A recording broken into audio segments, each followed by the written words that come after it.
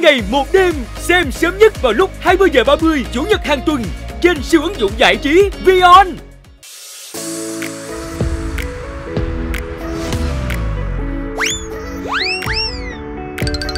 Là ngày buồn hay ngày nắng nôi hay mưa rông, có sao đâu anh em mình còn có nhau. Mặc kệ màn đêm đến khi khó khăn hay huy hoàng, bốn phương trời đâu chẳng có chỗ cho anh em mình. Là ngày buồn hay vui, ngày nắng nôi hay mưa rông, có sao đâu anh em mình còn có nhau. Mặc kệ màn đêm đến khi khó khăn hay huy hoàng, bốn phương trời đâu chẳng có chỗ cho anh em mình.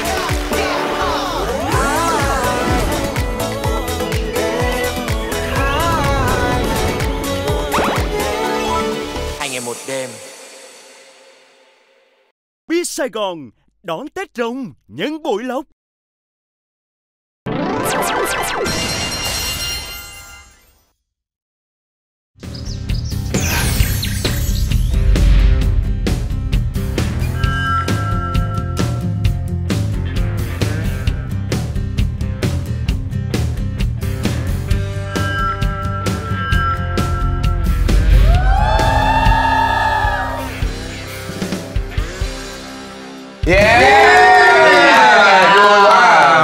Gặp anh em vui, hạnh phúc quá. Hạnh phúc quá. Lâu quá không gặp.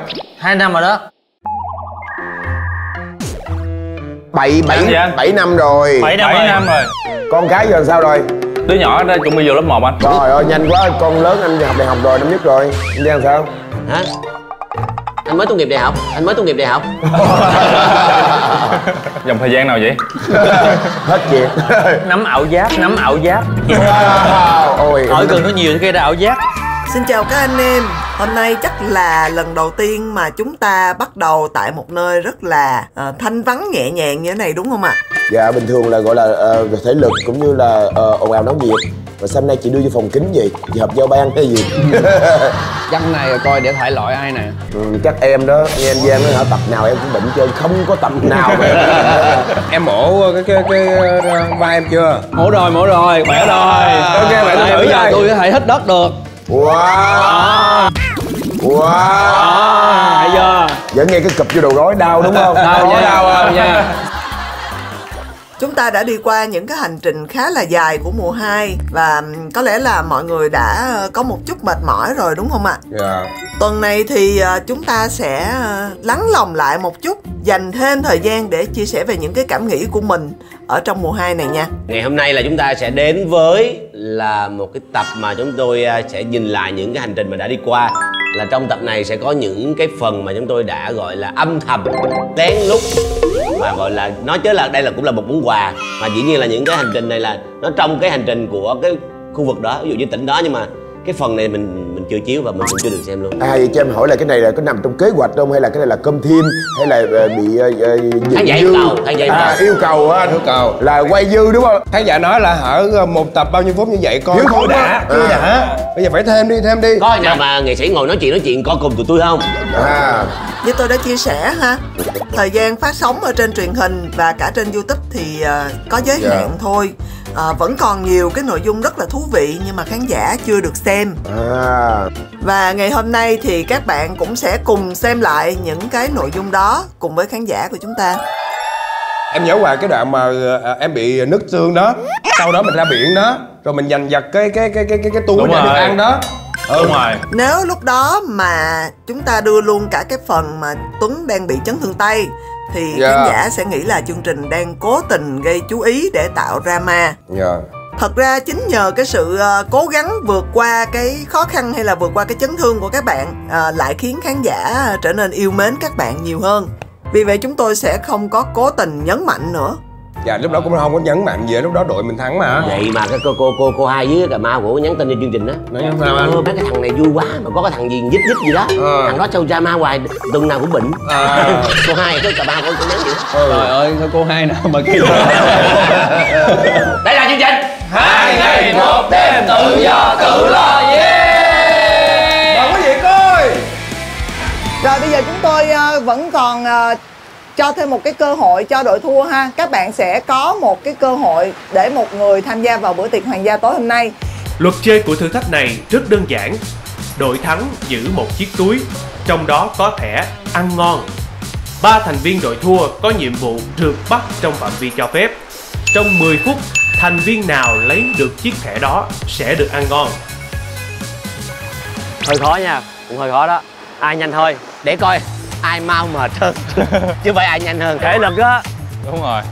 Trời ơi, tại khi các bạn giành được thẻ ăn thì các bạn sẽ phải mang lại cho ban tổ chức. Ai chơi thì chơi, tôi xin phép mượn chiếc xe đưa cho em tôi đi chấn thương chỉnh hình. Dạ đúng rồi. Thôi mà Kim còn ha, cảm động quá. À, thua một cuộc chơi. Còn hơn bắt cái khớp. Còn hơn bắt cái khớp. Trời anh. Gì? Điên khùng. Trời ơi. Anh nói cánh tay nhẹ rồi. Không, nó bị viêm á, viêm nó ăn là tháo khớp đó. Hoại bên trong hoại tử. À đừng. Trời ơi. Bớt lại. Chắc đừng biết không hả? Em bị cảm rồi. Nam thần một tay, Nam thần điện ảnh một tay. Từ đó về sau kiểu Minh Tuấn chụp hình kiểu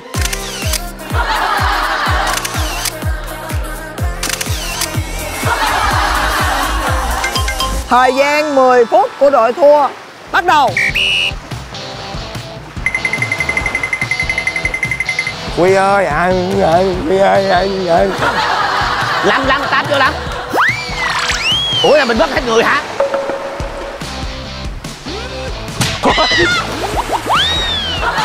Tướng ơi, hấp quy đừng có lượm.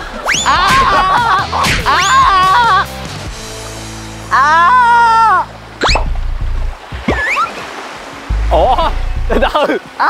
Anh tôi đau. Anh quẹt một cái đau quá. Tuấn ơi, em có thật sự hiểu luật không? Nếu như lúc nãy em cầm được cái túi đó em đưa cho chị là em thắng rồi đó. Em tưởng truyền cho đội em ăn thôi. Khoan đi, anh em không hiểu luật. Em truyền cho anh mà. Chứ em chạy tới nó đụng em cái em gãy luôn sao? Lại đi. Lại. Tại vì đã định lên cho.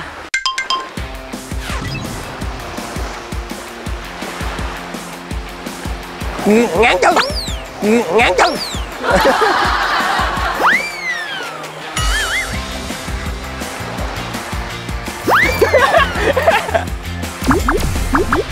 Trời ơi. Tuấn ơi, trời ơi Tuấn ơi. Không được, em nó mạnh quá, nó bự quá.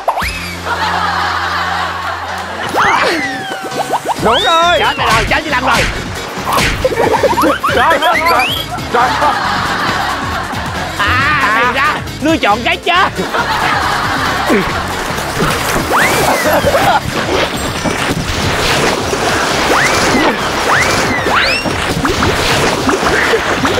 Ôi, đúng rồi.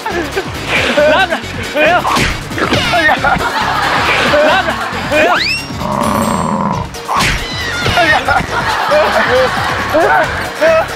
rồi. Em ơi, cho đội anh đi em ơi. Quy ơi, cho đội anh đi Quy ơi.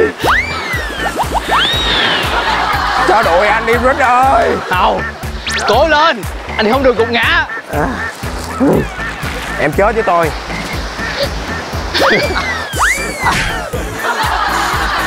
Em lòi ruột rồi, em lòi ruột rồi.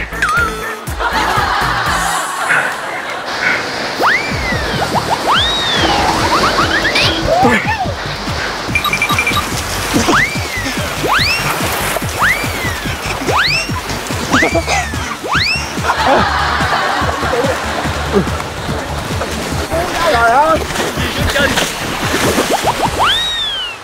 Chị ơi, em không muốn đâu. Trời ơi. Em gì chân Trinh. Miếng ăn là miếng tồi tàn. Em đã một chút ăn rồi.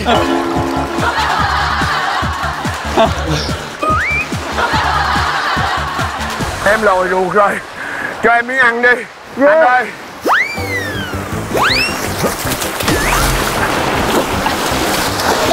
Hay quá Lâm ơi. Đúng rồi. Đấm vô chỗ chương trình rồi đi. Chị Thắm ơi, chị Thắm đâu? Nam.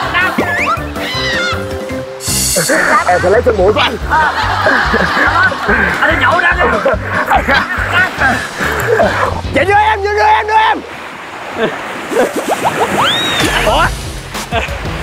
Đưa cho em anh Giang ơi.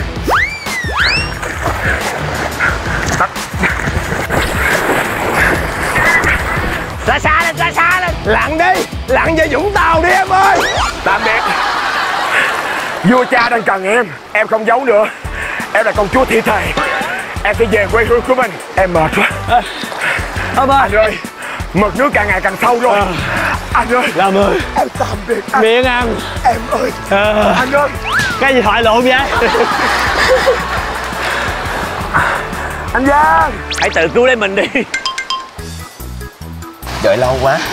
Bao giờ mình chơi mình say xong cái là tới giờ cơm đó.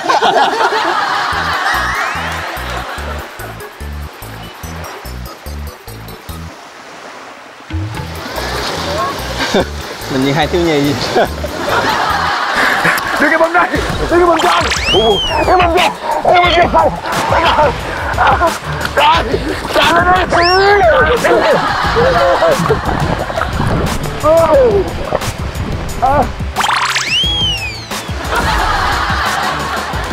Anh ơi cho em ăn đi anh ơi. Anh đã có phiếu ăn rồi. Làm tấn công, tấn công đây. Hiếu. Anh Huy bỏ đi anh Huy, làm giùm em anh Huy.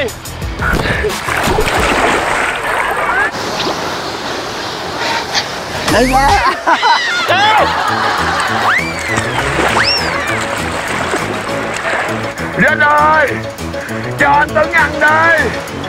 Anh năn nỉ em mà. Anh em gặp. Bây giờ phải muốn làm sao để tụi mình ăn đây. Rết ơi, cho miếng ăn đi Rết ơi. Đừng mà. Anh phải làm trâu làm ngựa đi nha.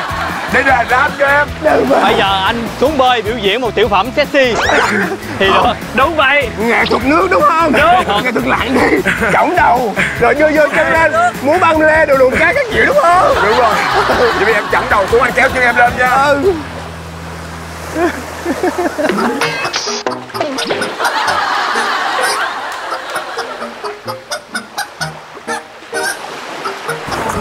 Ôi.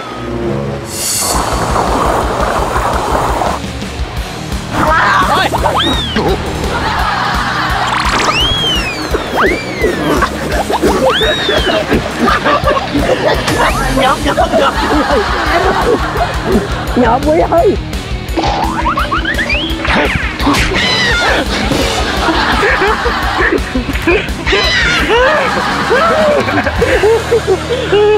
Hiếu ơi, em có miếng ăn rồi Hiếu ơi. Hiếu, em đưa miếng ăn cho tôi. Trời ơi em ơi. Cứu Hiếu nè, mình đá anh xâm đổ người. Được rồi, nếu em không cho tôi ăn, tôi xin phép. Anh uống gì vậy? Trả cho tôi. Trả cho tôi. Trả bịch đá cho tôi.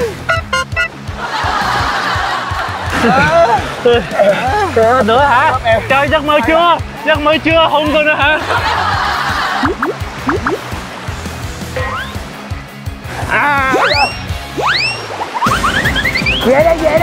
Về đây. Chị Kiều Minh Tuấn thắng. Kiều Minh Tuấn thắng.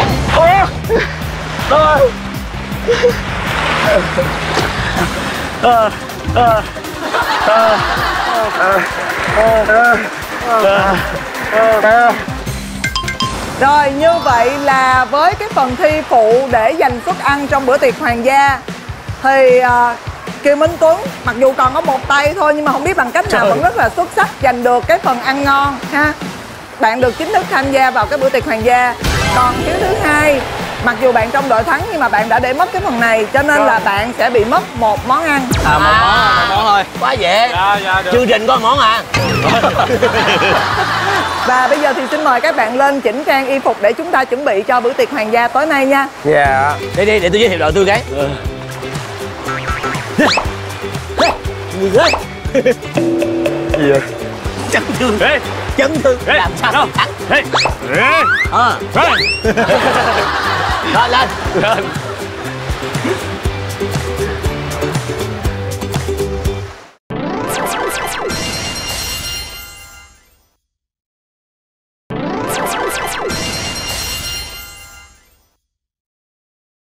Hiếu ơi, khi trở lại với mùa 2 của chương trình bắt đầu ở chặng Đà Nẵng thì em có cảm xúc như thế nào?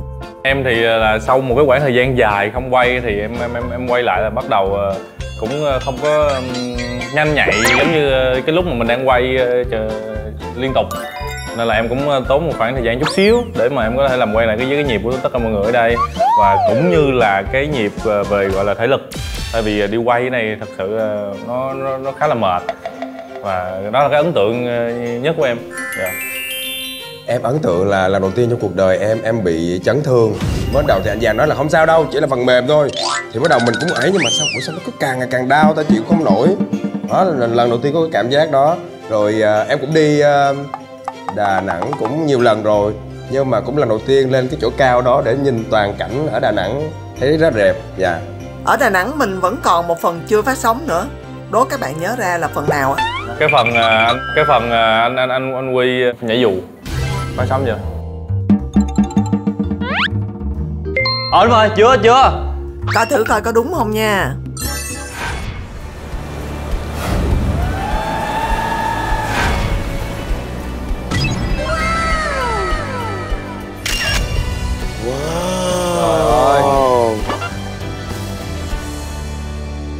Rồi, xin cử đại diện.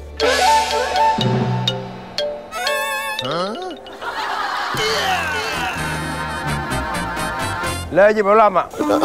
Lê Duy Bảo Lâm ạ. Anh ơi, không được, giờ em có vợ 3 đứa con nhỏ. Anh Giang đi. Anh con chưa đẻ. Rồi chỉ còn anh Tuấn thôi. Anh Tuấn có chó nuôi chó thôi. Ừ, đúng rồi.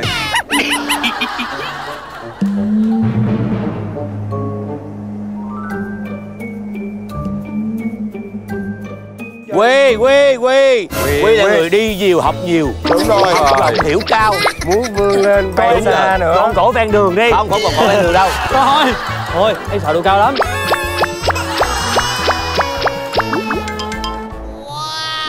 Ủa cái gì vậy? Nó dựng lên liền luôn kìa, hay không? Giờ sao anh trai giờ mình sao, anh tên gì ạ? Bây giờ mình là Toàn. Anh Toàn huấn luyện viên môn chịu lượng sẽ chỉ chúng ta lượt, và tụi em sẽ cử Huấn Quy để lượt từ đây. Anh ơi, sao anh mặc định là em vậy? Đây phần thưởng cho đội chiến thắng. Thôi cái này là tra tấn em chứ phần thưởng đâu. Em cử đứa em được không? Vai nó ok.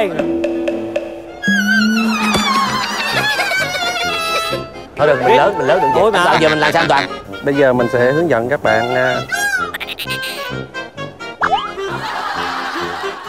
Bạn nào bây giờ bạn nào bay mình sẽ qua chuẩn bị đi. Nhỏ này. Dạ đây, này nhỏ nè. Em là Rít mà. Em là Rít fan. Huy ra. Huy ra.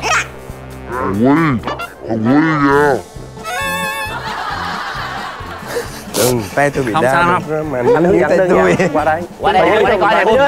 Anh ơi, với những người mà lần đầu tiên chơi thì mình sẽ là 1 kèm 1 hả anh ạ? 1 kèm 1, bay chung với mình. Anh ơi, ký giấy sinh tử anh ơi. Ký giấy sinh tử đi rồi đi. Áp một, tôi vừa áp một mọi người à. Gia đình không có khiếu nại nha. Muốn gì? Mình sẽ hướng dẫn. Thôi em bị anh cứ làm đi. Anh làm đi anh ơi, luôn giùm ảnh đi. Em bị tiền đình. Bây giờ đi để em bị chụp vai nữa. Không sao đâu. Ôi ghê quá, em không đi đâu à. Mà mấy cái dây này chắc chắn không ta sẽ thấy nó mỏng manh quá vậy mấy em. Này ra kia là 1000 cân cho sợi tóc. Nè, anh ướt người luôn á. Trời ơi. Cái gì? Thôi em ơi, vừa qua chính mình đi. Anh chuẩn bị đi. Rồi chuẩn bị đi. Chị Thắm ơi. Dễ gì có cơ hội. Em mới quay tập đầu à, thật sự. Chị ơi. Đi vô. Mạnh dạn lên. Em ơi, có gì đâu ngại. Anh em mình làm nghề bao nhiêu năm cực khổ nhưng vượt qua được rồi. Có số chị anh không? Khóc bóng tôi trước mặt sẽ bắt anh đi. Anh ơi đừng khóc bóng tôi trước mặt sẽ bắt anh đi. Anh đi. Trời ơi, đơn giản mà. Chị đâu? Lát bay là bay chung nha. Lát bay là bay chung. Không sao đâu các bạn, đừng lo. Ai cũng sẽ phải bay hết, đừng lo. Trời ơi, ai cũng bay. Ai cũng có bay mà anh nói vậy. Lên tiếng đàn nè. Lên tiếng đàn. Ê, khoan đi, cho em thay đồ đó, em thay đồ đấy, nước người rồi. Để làm gì? Em cần thay bộ đồ khác thoải mái không? Tiếp tục. Qua. Cái này là cái ghế, khi mình bay mình sẽ thành cái ghế mình ngồi ha. Không, em không ngồi được đâu. Được mà. Được. Em ngồi thì nằm. Ủa sao mấy anh em ở ngoài khai chiếu như vậy? Anh ơi, ở đây mình bay theo thời gian như nào? Sáng, trưa, chiều, 2, thứ 2, 3, 4, 5, 6, 7 nhật. Tất cả các ngày xuất phát bắt đầu bay từ 7 giờ sáng. Anh ơi cho em đăng ký anh Quy là bay 1 tuần không về. Em ơi là bay lơ lửng bay 1 tuần cho em. Bay về với mẹ trên hay bề trên hay gì? Còn bay 1 tuần. Ok, double check. Double check. Anh triple hay là quadruple được không anh? Hả? Trời ơi. Thôi, ê, ai chơi? Ai chơi đi? Anh đã bị bắt. Anh cũng một cái ghế như thế. Thôi mà. Thôi, cái này quay. Thôi. Lắm, thế anh đi. Thương. Anh, thế anh đi thương. Anh, thế đi, anh đi xuống dưới anh mở 15 quán cho em. Không được. Thấy tên em luôn, không được. Thế anh đi thiệt. Dưới nào? Xuống dưới nhà Lâm nè. À tưởng xuống dưới. Hết thôi. Thôi mà. À tưởng xuống dưới. Hết thôi. Thôi mà. Lên thiên đàng rồi đi xuống dưới. Em có tưởng như kiểu vậy á. Hôm nay đây bay Quy. Hôm nay bay thầy Toàn, yên tâm thầy sẽ lo hết mọi thứ. Được không? Anh không sợ. Anh tên là An Toàn. Anh không sợ hả? Anh sợ hả? Đây anh Tuấn. Đi vô đi anh, nhưng mà anh bị ấy rồi. Trời ơi. Tạm biệt anh. Tạm biệt búp bê thân yêu, tạm biệt gấu miên xa nhé. Tạm biệt họ dáng xinh xinh, mai em đi mất tiêu rồi. Nhớ lắm quên sao được. 2 ngày 1 đêm. 2 ngày 1 đêm thân yêu. Con ơi trời ơi. Được vậy? Qua đây với anh. Qua đây mà. Qua đây với. Thôi mà. Đi hỗ trợ đi. Thôi đi. Thôi gì thôi, đừng bắt em quay. Đi anh phải hy sinh đi. Đi, qua đây.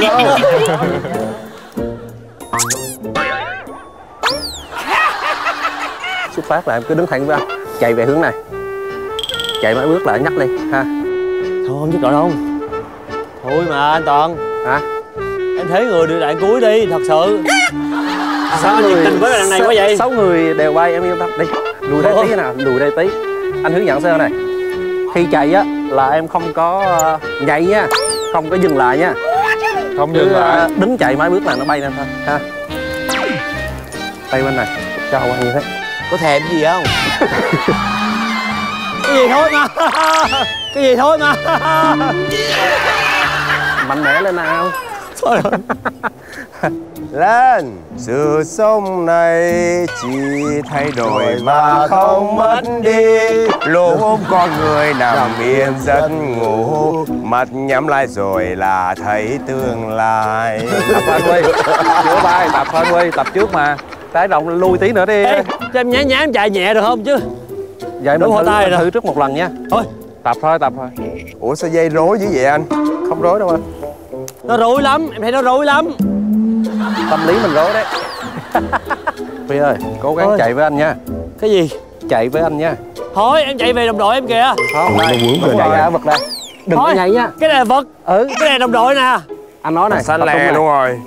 Vì có cánh hỏng là mình sẽ té đấy nha. Cho nên cứ đứng chạy với anh, không co chân, không nhảy, cứ đứng chạy nha. Hôm này phải ai phải mê độ cao mới chơi được. Em sợ không? Sợ không? Anh cũng sợ. Thôi. Anh cũng sợ. Thôi. Trời ơi. Thôi mà. Nhiều lắm, Tuấn Gia Huy. Nope. Anh nói chạy là em chạy nha. Thôi. Chạy đi. Không, đừng có quay lại. Em cứ việc của em đừng quay lại đây nhìn. Hơi bay hả? Em cứ nhìn hướng này nha. Bình tĩnh, em đừng sợ nha. Không sợ độ cao lắm. Không, bay chung với anh không có gì hết. Em sợ độ cao lắm. Em cứ bình tĩnh, em xỉu bây giờ đó. Em cứ phối hợp với anh là được. Anh nói chạy là chạy, anh nói em ngưng là ngưng ha. Anh nói 1, 2, 3 là bước qua hướng này nha. Này, bước qua hướng này nha. Cái gì bước ngang anh? Bước ngang đi. 1, 2, 3 bước đi. Bước nào? Quay lại. Em quay lại chứ. Bước nào? Quay lại. Em quay lại chứ. Em đừng quay lại Quy. Em đừng quay lại nhìn cái vòng dù. Em cứ bước thẳng với anh hướng này nha. Bạn này bị tâm lý lắm, 2 người đi. Rung người luôn đấy. Chết rồi đó. Rung người. Thôi. Bây giờ sao? Đau lắm. 1, 2, 3 chạy đi Huy. Chạy. Chạy đi đây. Chạy tới đi Quy. Chạy đi Huy ơi.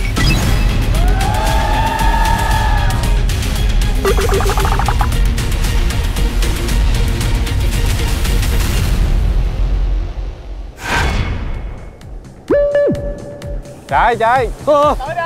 Chạy đi đây. Chạy tới đi Quy. Chạy đi Huy ơi. Chạy đi Huy ơi. Quá đẹp. Ê. Quá đẹp. Chạy nữa ơi, chạy nữa ơi. Chân em nặng quá, dừng lại. Huy ơi. Quá đẹp rồi. Rồi, bỏ ra cho Huy, hay quá. Nha, cố gắng nha. Huy ơi, cái đó chỉ là thử thách của em thôi. Rồi anh rung quá. Không có bay đâu. Bay phải chạy hướng này. Ok nhá. Thật ra là mọi người đang thử em đấy. Hướng gió phải ngồi này khỏi vào thì mình bay được. Còn hướng gió trong này thổi ra hôm nay mình không bay được. Trời ơi. Ok em nha. Về với gia đình. Về với gia đình. Đi con. Về với gia đình. Trời ơi, em tưởng là em không thắng rồi. Về với gia đình. Về với gia đình. Rồi.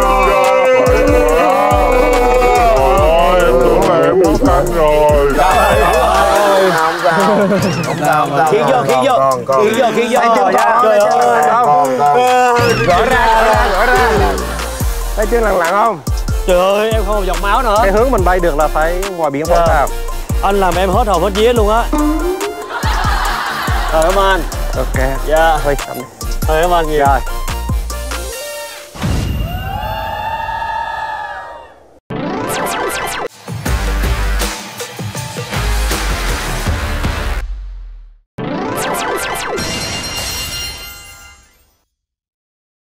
Thật ra là lúc đó là ekip đã biết trời gió không có thuận lợi cho nên là sẽ không có bay.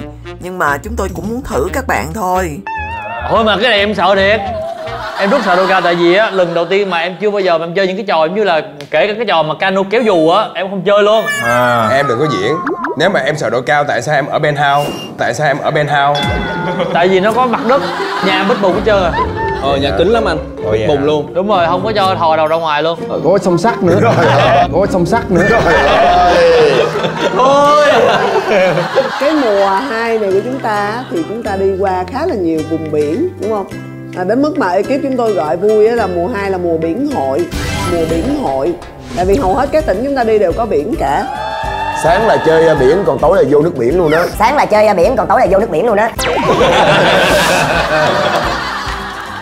Rời biển Đà Nẵng, chúng ta đã đến một cái vùng biển khác rất là đẹp. Nhưng lúc đó thì trời cực kỳ nóng. Các bạn có nhớ là ở đâu không ạ? Quy Nhơn. Kỳ Co. Sau Kỳ Co, chúng ta đi Phú Yên. Đây là các nữ à. Xứ sở hoa vàng trên cỏ xanh. Trời ơi. Mấy game chơi coi dính với nước nha. Mê lắm. Chị tá là bị không có tay nghề. Cái tay em trật như vậy rồi, em đau em nhức quá thì ít ra cũng phải xoa bóp rồi nọ. Rồi, từ từ nha, bỏ lại đây. Em đo huyết áp chưa? Đo. Huyết áp em sao chị? Huyết áp em ổn nha. Dạ. Dễ tay không sao đâu. Ủa? Rồi đó là sao em nói không được, cái tay em bị ấy rồi chị phải làm giùm em. Xong sao bắt đầu chị bỏ. Mà chị lấy đâu cái dây lụa, bà quấn tuốt đằng kia mà bà quấn hồi em có biết em chơi xong tê nó không đau nữa. Em nói trời ơi hay quá, thì tá có tay nghề cũng không đau nữa mà nó chuyện nó tê nó tím cái tay luôn. Để từ đó không thấy chị tá nữa. Chị đi đâu rồi? Lúc chúng ta ghi hình đó là rơi đúng vào cái đợt nắng nóng đỉnh điểm. Cho nên là Phú Yên không còn hoa vàng và cỏ thì cũng không có còn xanh. Tuy nhiên cuối cùng chúng ta vẫn có rất là nhiều hoa. Các bạn có nhớ không? Có rất là nhiều hoa. Ý là hoa đó. 6 bà nữ là hoa đó, những bông hoa xinh đẹp. 6 bà nữ vui nha. Em rất là bất ngờ với lại lần đầu tiên mà em gặp Phước ngoài đời luôn á. Ủa dạ? Đúng rồi. Thì không biết sao quay tập đó hai anh em không nói chuyện với nhau nữa. Không rất thân lắm mà. Ngọc Thành Nhum. Nhớ gì đó. Nhưng mà em bất ngờ Kali nha. Kali lúc đó đang sốt á, đang sốt bệnh mà chịu khó chơi hết mình luôn á, bất ngờ ghê luôn. Thử thách bóp bóng thì chắc Huy chỉ được xem lại ở trên TV hoặc là YouTube thôi đúng không? Còn thêm một phần nữa Huy cũng chưa được coi luôn. Tạt nước nữa vậy? Đúng rồi, bây giờ chúng ta sẽ coi nước, nha. phun nước vô mỏ. Trò chơi tưới nước cho hoa này, một người dùng tay chỉ hướng, một người xoay mặt. Nếu người xoay mặt ngược với hướng Tây thì thắng. Ngược lại, nếu xoay mặt cùng hướng với Tây thì thua. Ai thua ở lượt đấu của mình sẽ bị đối thủ tạt nước. Các bạn đã hiểu luật chơi chưa? Em hiểu à. Bây giờ cặp nào chơi đầu tiên ạ? Tôi xin cử gà chiến của tôi. Đó chính là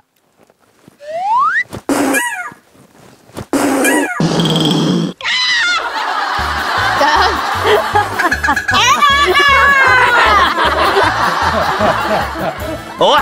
Bên đây có chơi không? Tôi muốn hái hoa bên đó. Tôi muốn hái thứ hiêu. Hái từ hiêu. Hiêu thì hai. Trời ơi.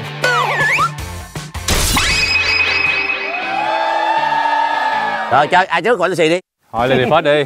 Cho em chơi trước luôn kìa. Quẹt cái quả tôi xì gì? Chơi chị trước á. 3, 2, 1. 3, 2, 1. 2, 1. Xong rồi đúng không? Có hiểu đó. Bông hoa này héo quá, cần được tưới nước thôi. 1, 2, 3. 2, bắt. 1, 2, bắt. Trời ơi. Thôi rồi, xong rồi. Thực ra đây không phải là gà chiến mà gà cúm nha mọi người. Thật sự á, anh phun có mấy bữa không phun là em thắng rồi. Tạt đi cưng. Má, trời đang nóng. Mạnh lên. Giữ ca lại đừng phóng ca đi. Đúng rồi, tét mặt nha. Tạt mạnh lên.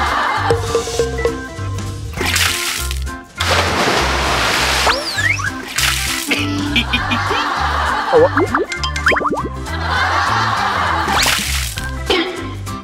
Ủa? Trời ơi. Sao tạt anh vậy? Sao em mà. Sao tạt tôi vậy? Ai bị đứng gần? Đâu, anh là thầy của chị, anh cũng phải chịu trận thôi. Con, lên mâm. Lên mâm. Cúng con đi. Luộc cúng con luôn rồi. Trời, có con luộc gì trời.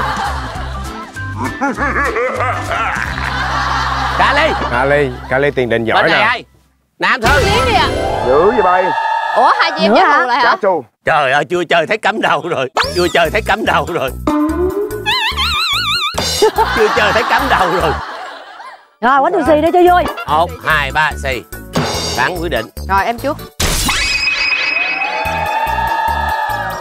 Rồi. 1, 2, 3. 1, 2, 3. Đây, chết luôn. Chết luôn. Rồi, tới chị. Ủa, chị làm hả? Đúng rồi. Vậy cái nhịp xíu nha. Ok.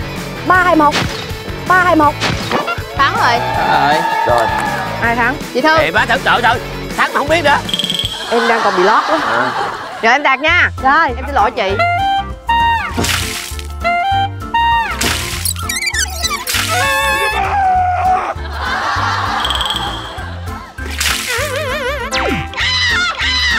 Trời ơi. Trời ơi. Ủa dạ? Ủa dạ sao vậy? Sao tự nhiên đứng chịu trận vậy?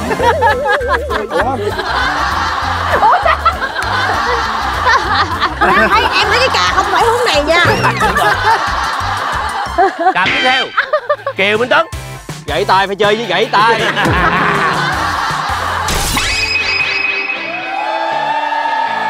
Hai, ba. Anh Tuấn làm mạnh lên cái đầu lắc một mạnh đường lên. thôi nha, một đường thôi nha. 1, 2, bắt. 1, 2, bắt. Hay quá. Ủa? Gì vậy? Không bắn em đó. Anh bắn thì tôi luốt. Anh bắn thì tôi luốt. Tự nhiên bắn người ta. Từ từ. Rồi. 1, 2, 3. 1, 2, 3. Rồi, hay quá. Cái nữa. Hay quá. 1, 2, 3. 2, 3. Thua rồi đó. Thua rồi, đâu chơi nữa. 1, 2, 3. 2, 3. Rồi. Mình né đi dạ. Ôi trời chơi lớn vậy. Ai? Anh ơi, thấy ghê quá.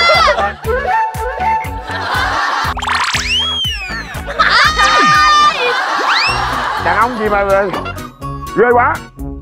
Chơi dơ quá. Xong chưa? Tôi. Tú lên, Minh Tú. Tú, lên với anh Giang Tú. Trời ơi, tôi nhường nhịn cô bao nhiêu lâu nay rồi. Cô kéo nó nấu lại phía sau để ghi hình nào. Đó. Rồi.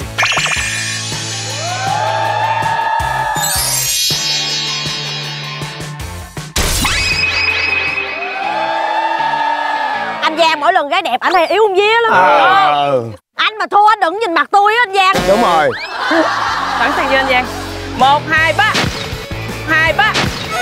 Hay quá em gái ơi. Hay quá. Ủa? Hay vậy lắm. Hay vậy lắm, thua cái tôi cười lớn nhất. Táo lên chị, tỉnh táo lên. 1, 2, 3. 1, 2, 3. 1, 2, 3. Như vậy. Hiểu không gì á. Anh tàn đàng hoàng nha. Có những kiểu tạc là ví dụ như là mình trái tay, thuận tay. Còn những cú ngược tay nữa. Cú ngược tay sao? Giống như dàn đá vậy. Nè, đó. Liền. Là trẻ em đôi hả? Trời ơi. Là trẻ em đôi hả?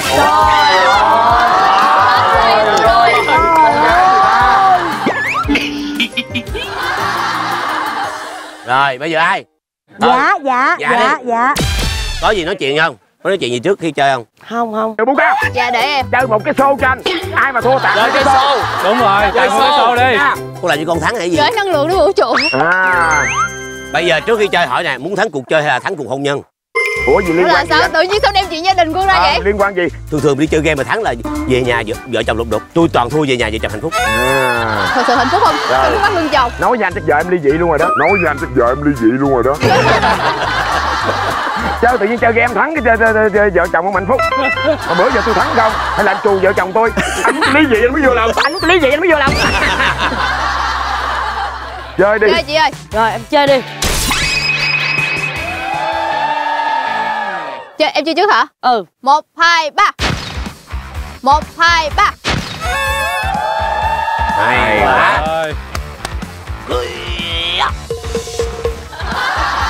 1, 2, 3. 2, 3. Hay quá em ơi. Hay còn. 1, 2, 3. 1, 2, 3. Đi trước người ta nữa. Ủa gì hả? Em bị trước nhịp hả? Đúng rồi. Còn lượt nữa mà. Vậy anh đếm nhịp giùm em đi chứ cái nhịp em trước em bị trước nhịp. Chuẩn bị. 1, 2, 3. 1, 2, 3. Rồi.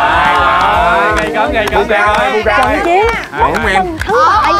Em ơi. Hãy tin vào em. Rồi chuẩn bị. Biết trái phải. Biết trái phải. Ủa sao mấy con này hoài vậy? Dạ nó quen cái cơ khớp đầu với nó rồi. Chuẩn bị. Áp lực quá à. Buka cái này nữa là thắng đó Buka. Thôi đừng vậy. Quề cái nữa nè. 1, 2, 3. 1, 2, 3. Hay quá, 5 cái rồi. Gì vậy? Gì vậy? Ồ, nghe một lần được không? Không. Chuẩn bị. 1, 2, 3. 1, 2, 3. Trời ơi. Ủa? Một cái như đọc suy nghĩ của em vậy đó. Hai người tàn tôi danh gian luôn đi. Tàn bà cho rồi. Hai người tàn tụi tôi luôn đi. Cái hay quá à. 2, 3. 2, 3.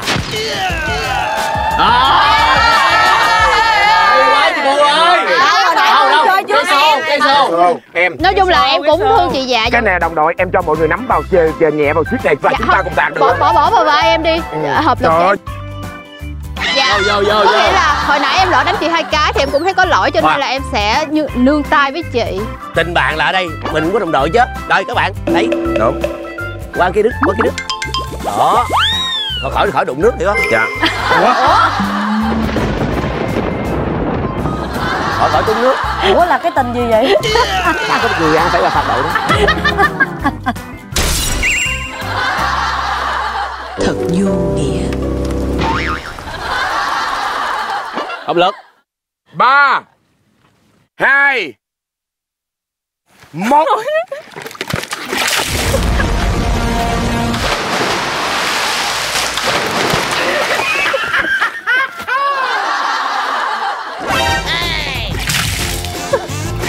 Ủa?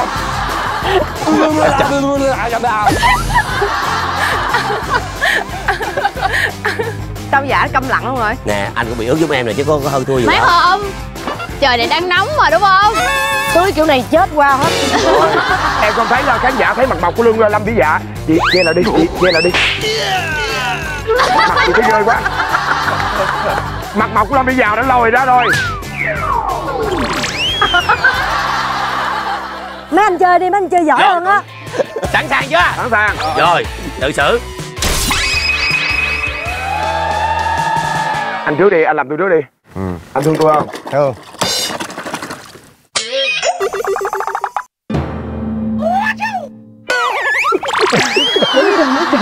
Một, hai, ba.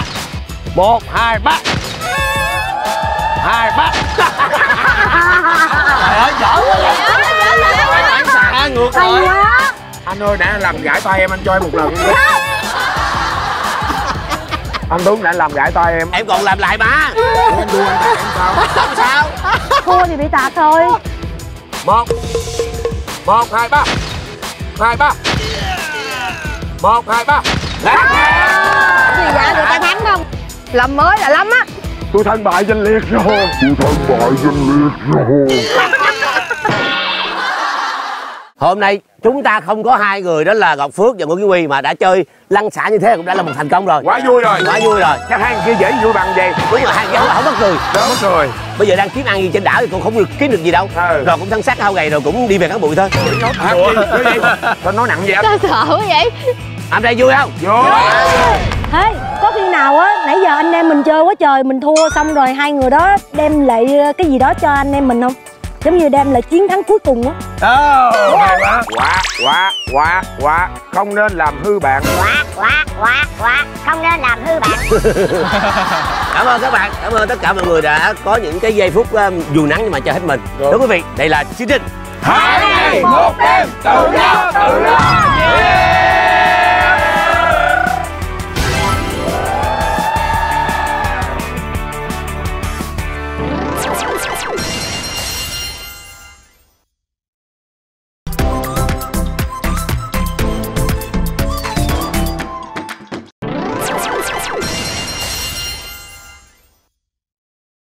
Trước chặng Phú Yên là chúng ta đi Quy Nhơn, Bình Định đúng không? Dạ. Ở đây thật ra thì vẫn còn một cái nội dung lớn nữa chưa có được phát sóng. Có. Nhưng trước tiên thì hãy cùng nhau nhắc lại những cái kỷ niệm ở Quy Nhơn nha. Kỷ niệm ở Bình Định, Quy Nhơn là biển đẹp hoang sơ mà giống như là mấy cái cảnh mà ở bên nước ngoài vậy á, đẹp như vậy á. Như mình nhớ là mình quay Kỳ Co lắm đó. Kỳ Co đó, mở đầu là Kỳ Co. Hầm Hô, Kỳ Co. Đẹp quá. Biển có 3 màu. Cái này tập đó là có một cái giây hời hợt extra nhưng mà được là một cái cú xuyến của chương trình. Hay khán giả biết nhiều. Hữu Đằng khán giả rất là thương nhân vật đó, thích nhân vật đó. Dễ thương. Diễn viên Hữu Đằng đã có một cái vai trò rất là dễ thương trong cái chặng này đúng không ạ? Bạn chia sẻ với tôi luôn, bây giờ nói thật với các bạn là bạn ấy rất là khớp khi gặp mọi người. Dù ở ngoài Hữu Đằng là một diễn viên hài nhưng mà vô show là khớp liền. Tại vì thứ nhất là diễn viên kịch thường có sẵn kịch bản để dựa vào đó và thêm mảng miếng vô đúng không? Còn trong chương trình thực tế thì bạn không biết bám vào đâu hết. Thế là bạn bị khớp. Nhưng mà khi quay xong thì Hữu Đằng lại nhắn là chị ơi em thích mấy anh quá à, cho nên nếu như mà có cơ hội á thì chị cho em quay trở lại 2 ngày 1 đêm nha. Nhỏ khéo ha. Khéo ơi. Mà lóc đi. Vậy mà hả, bữa gặp anh nói hả, sao chương trình gì đâu mà ông Lâm mày nói nhiều mà ông Quy khó ưa. Vậy là xứng đáng bị dìm những dòng sông đó rồi. Chặng Bình Định thì chúng ta có 3 khách mời và phát sóng tận 3 tập. Tuy nhiên là ở cuối chặng thì chúng ta vẫn có một cái nội dung mà không có khách mời nào đi theo cả, chỉ có 6 anh em cùng nhau thôi. Cái khúc mà mình chơi ở cái suối không á là B-Ray với lại BTD là phải về theo lịch trình. Đúng rồi. Nhớ chưa? Đúng rồi. Tham quan cái viện cái gì khoa học. Cái mà điện sạc á. Chính xác, đó là ở Trung tâm Khám phá Khoa học Quy Nhơn. Cái chỗ mà nuôi mấy chuột nhỏ đó. Bây giờ mình xem lại phần đó nha.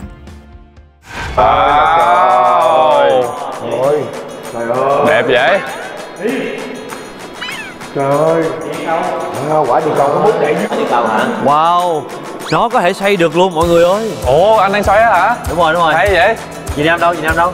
Wow. Đâu anh mới xoay qua Việt Nam rồi. Việt Nam đây. Đây. Vô. Wow. Đúng là quả địa cầu có 4 đại dương. Dương cái giường để ngủ. Ngủ cái tủ đựng tiền. Tiền là cô Tiên biết múa. Múa công chúa biết bay. Bay là bay thẳng cánh. Rồi các bạn thân mến, mình rời cái thế giới cổ tích tại Bình Định ha, thì chúng ta trở về với thế giới thực tại, hiện đại và khoa học. Và nơi chúng ta đang đứng đây gọi là Trung tâm Khám phá Khoa học và Đổi mới Sáng tạo tại thành phố Quy Nhơn, tỉnh Bình Định.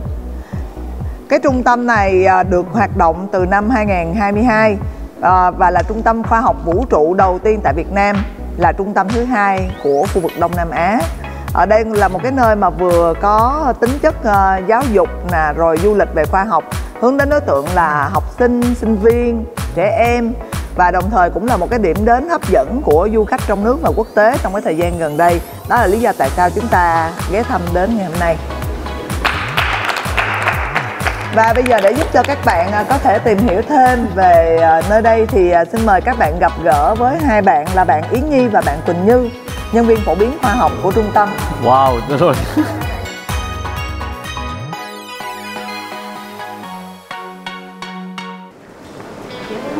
Chào tất cả các anh chị, ngày hôm nay để dành thời gian tới tham quan tại Trung tâm Khám phá khoa học và đổi mới sáng tạo ạ. Và chúng ta đang đến tại một căn phòng nổi bật của trung tâm với tên gọi là phòng khám phá hệ mặt trời. Và ở căn phòng này sẽ cung cấp cho các anh chị một số các thông tin về các hành tinh trong hệ mặt trời. Và ở đây chúng ta đang có 8 mô hình các hành tinh trong hệ mặt trời đó ạ. Và những hành tinh này đang được sắp xếp theo thứ tự từ gần cho đến xa mặt trời. Và ngoài căn phòng khám phá hệ mặt trời thì trung tâm sẽ còn có một số các căn phòng khác cũng rất là hấp dẫn. Và bây giờ thì em xin phép mời các anh chúng ta sẽ đến với các căn phòng này để trải nghiệm các mô hình thú vị ở đây ạ. Dạ vâng. Giới thiệu với mọi người đây là mô hình Orrery, một cái mô hình là mô tả lại những cái chuyển động các hành tinh khi nó chuyển động xung quanh mặt trời. Và có thể đặc biệt ở đây mà mọi người thấy là các hành tinh ở đây chỉ có là 6 hành tinh thôi, và chúng ta sẽ thấy thiếu Thiên Vương tinh và Hải Vương tinh. Vì là mô hình này được chế tạo dựa trên mô hình được các nhà khoa học sáng tạo ra vào đầu thế kỷ thứ 18. Và cái thời điểm đó thì các kính thiên văn của họ chưa có đủ hiện đại. Chưa thấy hai kia. Dạ vâng, chính xác. Tại vì chưa thấy Thiên Vương tinh và Hải Vương tinh. Vậy nên ở đây chỉ có 6 hành tinh.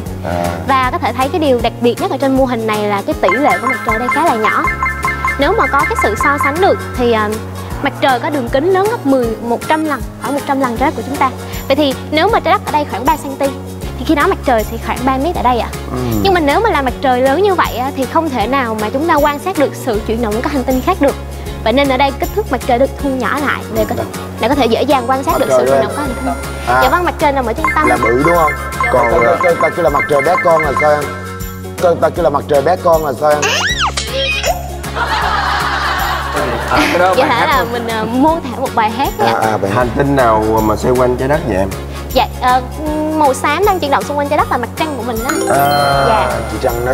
Dạ vâng, mặt trăng của mình đó.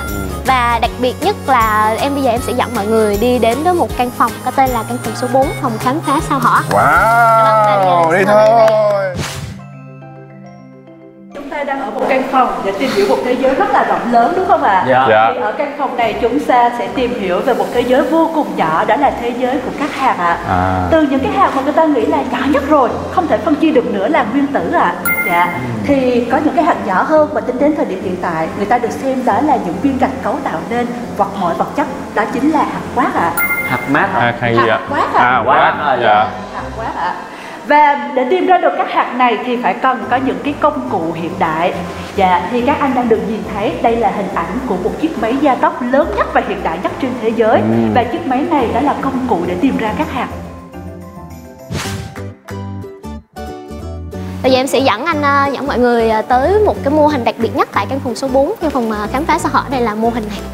Cái này có phải là xe mà để đi khám phá sao Hỏa? Dạ vâng, chính xác là như vậy ạ. Thì trước mặt mọi người là mô hình về xe tự hành có tên là Tò Mò, với tên tiếng Anh là Curiosity. Thì xe tự hành này đã được phóng lên sao Hỏa vào năm 2011 và đổ bộ tới bề mặt của sao Hỏa vào 2012. Và hiện tại tới thời điểm bây giờ là vẫn còn đang hoạt động trên sao Hỏa đây ạ.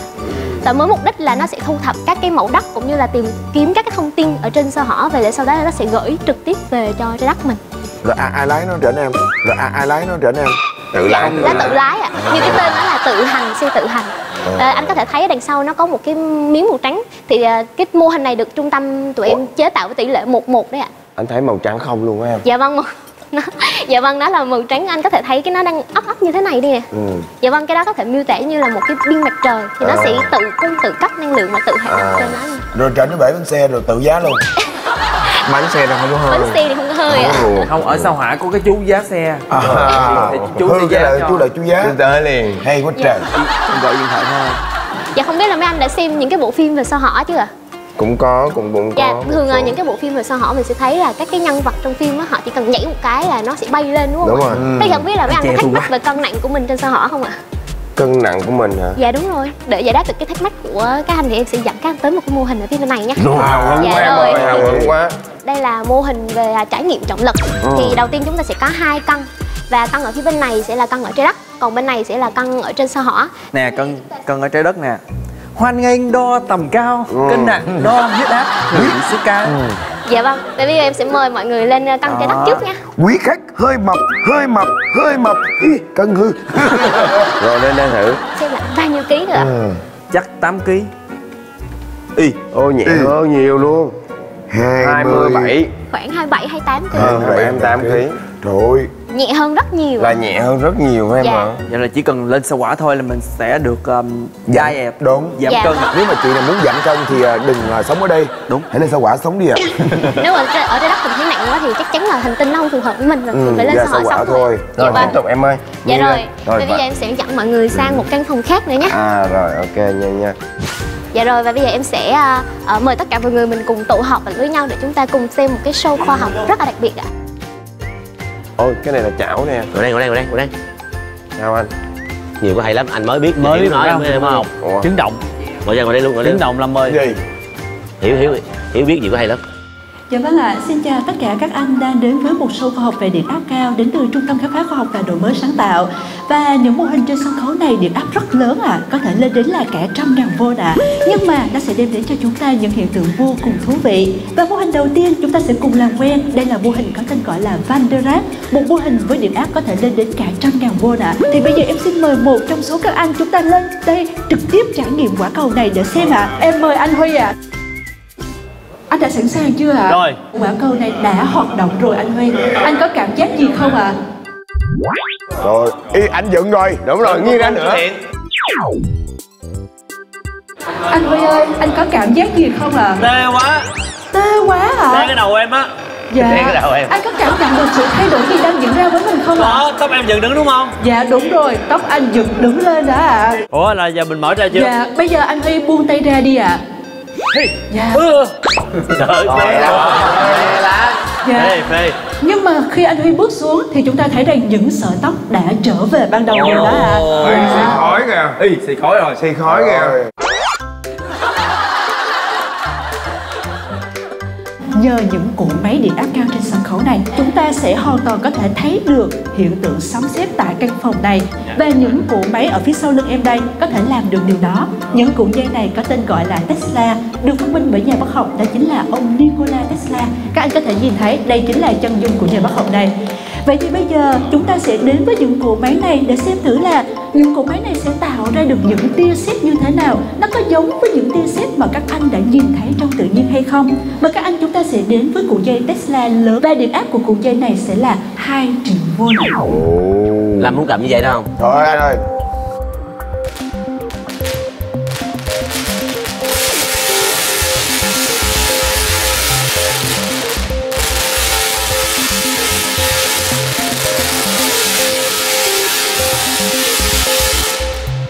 Dạ, vừa rồi là những tia lửa điện 2 triệu V được tạo ra. Và vẫn là câu hỏi quen thuộc, tia lửa điện vừa rồi có làm cho các anh đã sợ chưa? Sợ. Dạ chưa sợ lắm ạ. Tại vì mời anh Tấn vô cái lòng thôi. Em thấy ở ngoài đường là mấy chú hàng xì cũng đã hàng xì mấy cái đó rồi. Nó có cái hình ảnh như vậy rồi cho nên là chưa sợ lắm à. Em thấy ông Tây Du Ký có mấy cái chị trên trời mà cầm cái hai cái bằng chạp á, chẹt cái chẹt đó là thấy rồi. Chẹt đó là thấy rồi. Dạ, đó là những gì các anh đã thấy đúng không ạ? Cho nên chúng ta nghĩ là nó rất là an toàn, đúng không ạ?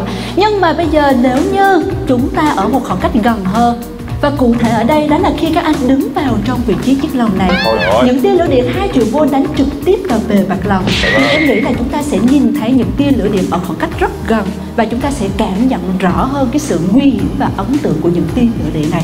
Không biết là có anh nào bên dưới mình muốn trực tiếp lên đây trải nghiệm không ạ? Em muốn đề cử anh Giang ạ. Anh đề cử anh Giang ạ? Em muốn đề cử anh Giang ạ. Dạ chị ơi, coi em còn nhỏ, cảm ơn chị. Dạ, thế thì bây giờ không biết là có anh nào sẵn sàng không? Bởi vì hồi nãy em hỏi là có anh nào sợ không, thì em thấy có một số anh bảo là không sợ ạ. Thế thì bây giờ mình hãy thử lên đây trải nghiệm cảm giác mạnh hơn đi ạ. Chưa sợ lắm à, tại vì dạ thật sự ra là không sợ cái tia lửa điện đó, nhưng mà sợ cái lồng đó à. Dạ, chỉ sợ cái lồng thôi à. Nhưng mà em sẽ bật mí cho anh nhé, cái lồng này nó sẽ bảo vệ anh. Vậy em hỏi là vô trong đó là khả năng tử vong bao nhiêu % ạ?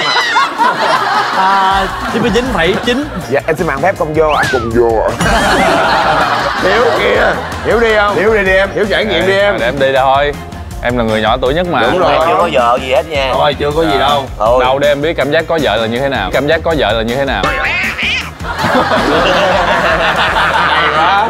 Dạ. Anh Hiếu lên, Hiếu đúng không? Anh Hiếu lên đúng không ạ? Dạ. Em được lên không ạ? Đủ tuổi không ạ? Em mời anh ạ. Em muốn lên chứ ai ham cho em lên. Đâu em sợ em không đủ tuổi. Chị cho em lên mà. Dạ vâng, anh Hiếu đã suy nghĩ kỹ chưa ạ? Lúc đầu là em suy nghĩ kỹ lắm rồi, nhưng mà tôi đứng tới đây chị hỏi là em bắt đầu nghĩ lại. Dạ. Nhưng mà em nghĩ là muộn rồi ạ. Đã lên đến đây rồi thì mình phải vào anh ạ. Anh vào nhé. Ok ạ. Dạ rồi, em sẽ mở cánh vào cửa thôi này. Dạ. Về đi con, về với mẹ cha, về với quê ta canh cà. Em có đụng đụng không? Dạ không ạ. À không đụng vô đúng không ạ? Đụng đi em, đụng cho vui thú vị. Dạ vâng, bây giờ anh Hiếu đang đứng ở bên trong chiếc lồng này rồi. Và chỉ một vài phút nữa thôi là những tia lửa điện 2 triệu V sẽ đánh trực tiếp vào bề mặt lồng. Chỉ vài phút nữa thôi. Chỉ vài phút nữa thôi, chúng ta sẽ không gặp anh Hiếu được. Hiếu ơi. Em sẽ nhớ mọi người lắm. Dạ vâng, thế thì không biết các anh còn điều gì muốn nói nữa không ạ? Tạm biệt em. Dạ vâng, những lời tạm biệt đã gửi tới anh Hiếu rồi. Vậy thì anh Hiếu, anh có muốn nói gì với các anh em của mình không ạ? Dạ xuống dưới em nói sao? Dạ. Anh Hiếu sẽ gửi gắm những lời nói này ở phía dưới đúng không ạ? Hiếu ơi, cái gì vậy báo mộng trên. Trông ra ngọn cỏ lá cây thấy hiu hiu gió. Là thấy Hiếu gì? Trời ơi. Dạ vâng, như vậy thì em nghĩ là bây giờ anh Hiếu đã sẵn sàng đến với trải nghiệm của mình rồi đúng không ạ? Dạ. 3, 2, 1.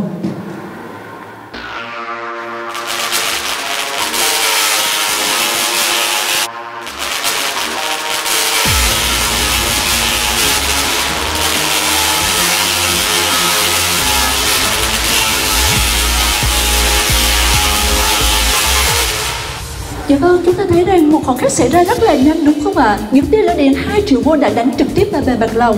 Nó chết lặng rồi đó. Hiếu, kéo chị vô. Kéo vô. Cửa sổ đó em. Dạ. Dạ rồi ạ. Vâng, chúng ta thấy là anh Hiếu vẫn an toàn bước ra đúng không ạ? Vậy thì bây giờ anh Hiếu hãy chia sẻ một chút đi ạ, để mọi người có thể yên tâm là anh vẫn ổn ạ. Dạ, em bước vô đó em cảm giác giống như là có một cảm giác của anh Giang.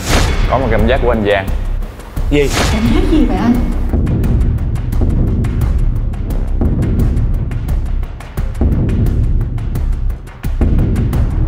Cảm giác giống như là cái tiếng đanh thép của vợ anh làm vậy. Hiếu ơi, Hiếu rồi. Cái định răng của ông ra Hiếu ơi. Hết hồn. Dạ. Vậy thì bây giờ em sẽ mời các anh đi ạ. Chúng ta hãy lên trên sân khấu này và trực tiếp cầm những chiếc bóng đèn này và để xem những chiếc bóng đèn này sẽ phát sáng như thế nào ạ. Dạ. Dạ, em thấy anh Tuấn đã lên lại dự đúng không ạ? Dạ rồi, em mời anh Tuấn sẽ đứng đây ạ.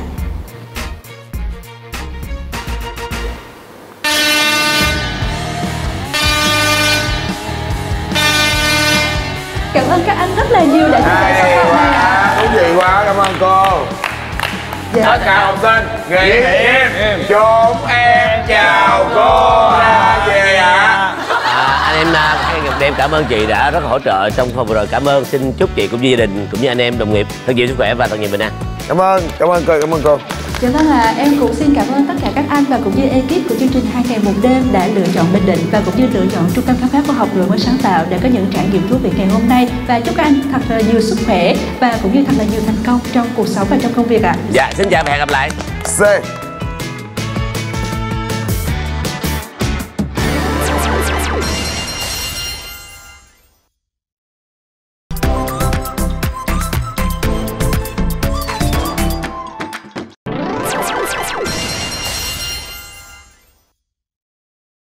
Hiếu ơi, cái cảm giác lúc ở trong lòng sao em?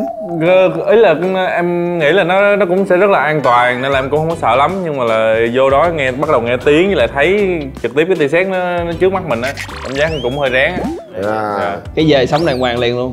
Dạ, nhưng mà giờ tự nhiên quên cảm giác đó là sống mày lại hả? Dạ thì không nói gì nữa, kéo sợi dây điện ra đây, Bây giờ thì chúng ta sẽ ôn lại kỷ niệm ở chặng Nghệ An nha. Cái tập đó, đợt đó, tới bữa nay thì không biết ha, nhưng mà cái đoạn đợt đó đầu á là một trong những tập view cao nhất luôn, khán giả coi nhiều nhất luôn. Với lại cái kiểu mà Lâm ghẹo anh Thịnh á, coi mà cười, em coi em còn cười chịu không nổi mà. Nhưng mà tập đó em có nhớ một cái nữa, ngoài cái cục đá để mà chưa dựng thì viết thư cho anh em mình chưa dựng. Đúng rồi. Đúng rồi. Chị Thư đó. Khi Phách Nam Nhi. Đúng rồi. Giờ thì chúng ta sẽ coi lại 2 phần chưa được phát sóng ở chặng Nghệ An nha. Dạ.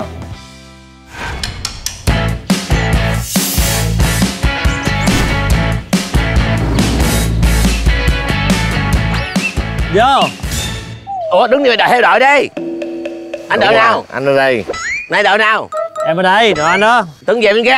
Luật chơi của thử thách này như sau. Khi có hiệu lệnh xuất phát, từng thành viên của hai đội sẽ dùng chân giữ thăng bằng một cục đá. Người chơi phải nhảy lò cò đến vạch mức quy định. Mỗi người chỉ được một lần hất đá. Mục tiêu là những chồng đá trước mặt. Nếu trong lúc di chuyển mà làm rơi đá, người chơi phải quay lại vị trí xuất phát. Sau 2 lượt chơi, đội nào làm đổ nhiều chồng đá hơn sẽ chiến thắng. Rồi, Hiếu thứ hai đại diện đi đầu tiên. Rồi, vô. Em. Rồi, 1, 2, 3, go. Rồi, Hiếu rớt rồi. Rồi, thôi. Rồi, Hiếu rớt rồi. Tôi nặng mà. Tôi khôn lắm. Thân lừa ưa nặng là em đó. Trời ơi. Tôi ghê lắm rồi. Tôi ghê lắm rồi, đá có tới Này không xưa là nè? tôi đạp, tôi đi cà giật nè. Đá cao cao lên anh ơi. Sao em? Đá cao lên. Xích, xích.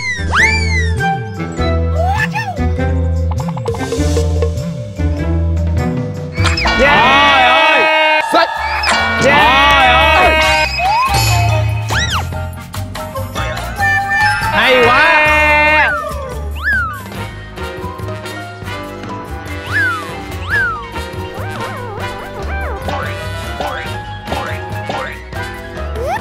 Trời ơi, cái này sao trốn được? Thấy chưa?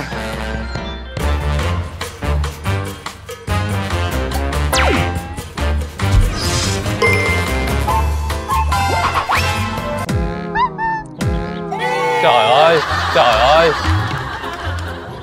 Rồi, ai đi kìa? Anh Thịnh và em. Rồi, 2, 3.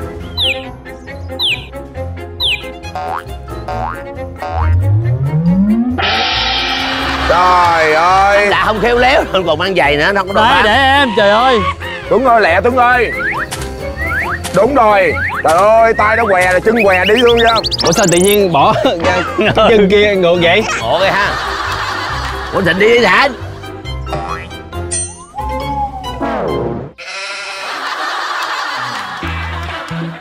Búng mạnh lại.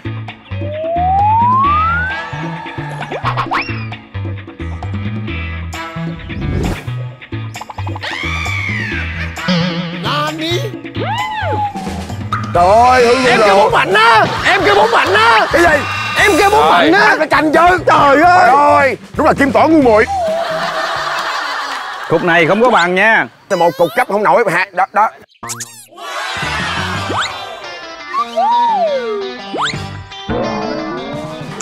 Đó, đó. Con của bác cấp. Hay quá. Con của bác về. Con của bác cấp. Rồi. Mạnh lên nha. Yếu yếu là không được đâu. Yeah. Trời. Yeah. Đi anh, mạnh lên anh. Đúng rồi. Đúng rồi. Trời ơi. Chưa có rớt mà. Quắp, quắp, quắp, quắp, quắp, quắp, quắp, quắp, quắp lên. Rớt nè, 2, 3 rớt nè. Thịnh đi Thịnh. Ơi, đưa nó về trước rồi đi anh ơi. Đừng có đưa nó ngang, đừng đưa ngang.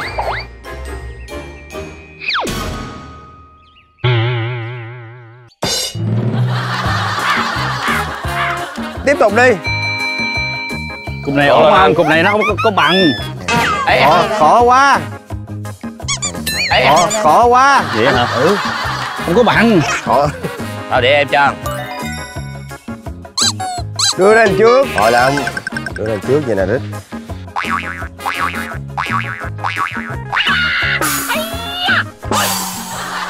Cố lên nha ơi. Bên kia thôi, hụt rồi.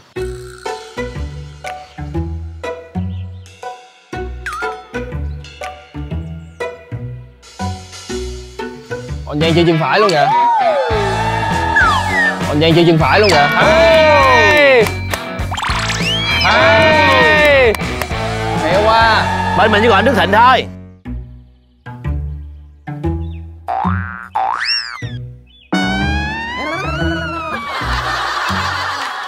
Anh đưa trái ngưng lôi cho em mà.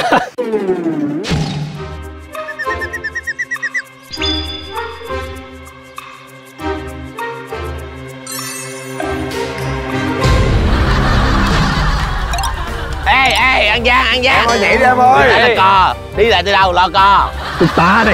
Được á em, được gắn đi. Đúng rồi. Đằng trước em ơi, đằng trước. Để đằng trước. Trời ơi thương ghê không? Cố lên anh.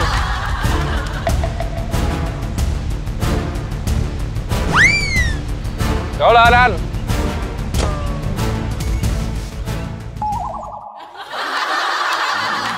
Trời ơi. Chán đội tôi quá. Rít ơi gần tới em ơi, đúng rồi. Ê, Rít dàn dàn nha Rít nha. Nhảy. Sao mấy con bé này nó vô dụng vậy ta? Nó đá không tới luôn nè. Xuống em ơi, xuống đi em ơi. Ủa ai cho anh Thịnh đi lại vậy? Anh Thịnh một lần thôi. Anh Thịnh ơi một lần thôi. Em vút chéo một cái là rớt nguyên đống, chéo. Em vút chéo một cái là rớt nguyên đống, chéo.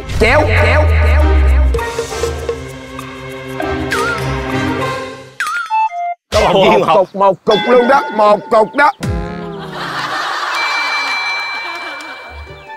Được không? Anh yếu chừng lắm á. Rồi lên trước nè. Thôi, anh da, từ từ. Anh Thịnh của chúng tôi, anh Thịnh nó không đi được 1 mét luôn á.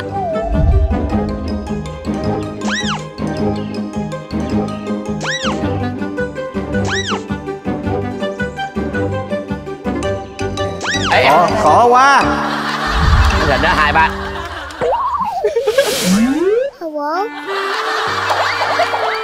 Càng nhà bên mình bự quá.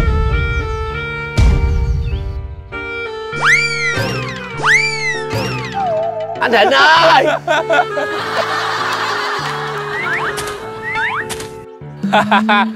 Quy. Mùi quá, ai đi giùm đi. Tới Tuấn kìa. Anh Tuấn là tới tôi. Đúng rồi Quy. Rớt này Quy. Thấy chưa tôi thấy lo mà. Phải nhanh được tấm chưa đủ khó hay sao còn đeo túi đồ nữa thấy. Nè Tuấn được cái đi tới nơi nhưng mà đá chúng chị Thắm nè. Mạnh lên. Mấy Toàn nhìn mấy Toàn đá. Thấy thằng đang ngồi chụp hổm không? Thấy thằng ngồi chụp hổm không? Ngay đầu đó. Chốt Thạnh đó, hết lượt anh ơi, hết cốt. Rồi.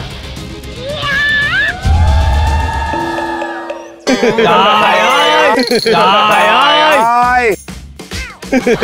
ơi. Hết pin rồi. Không phải, nó trượt qua. Có anh Huy ơi. Rồi đổi người.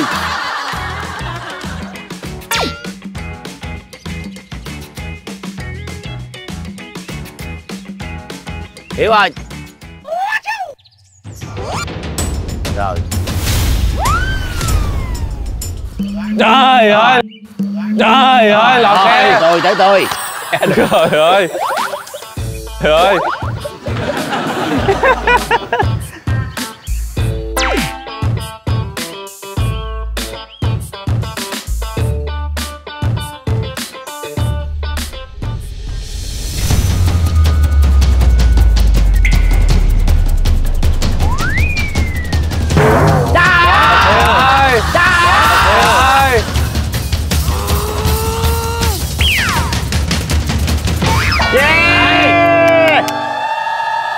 Một xíu nữa thôi.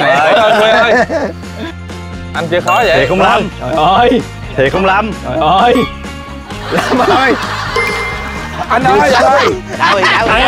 Đau anh ơi. Em muốn gì? Quy ơi. Gọi như mắt cá đó Quy ơi. Gọi như mắt cá.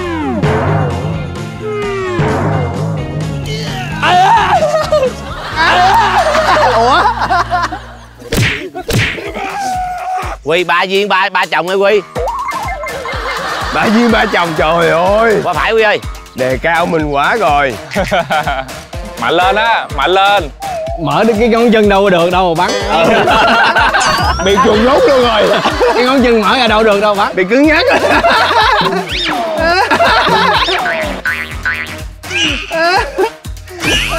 Trời ơi. Quy ơi. Đưa cút. Rồi, tập trung. Quy Khánh là đá banh giỏi lắm á. Này chân trái luôn á. Vô trái hả ta? Búng mạnh lên. Búng. Quy Khánh là đá banh giỏi lắm á. Này chân trái luôn á. Vô trái hả ta? Quy Khánh là đá banh giỏi lắm á. Giỏi lắm á.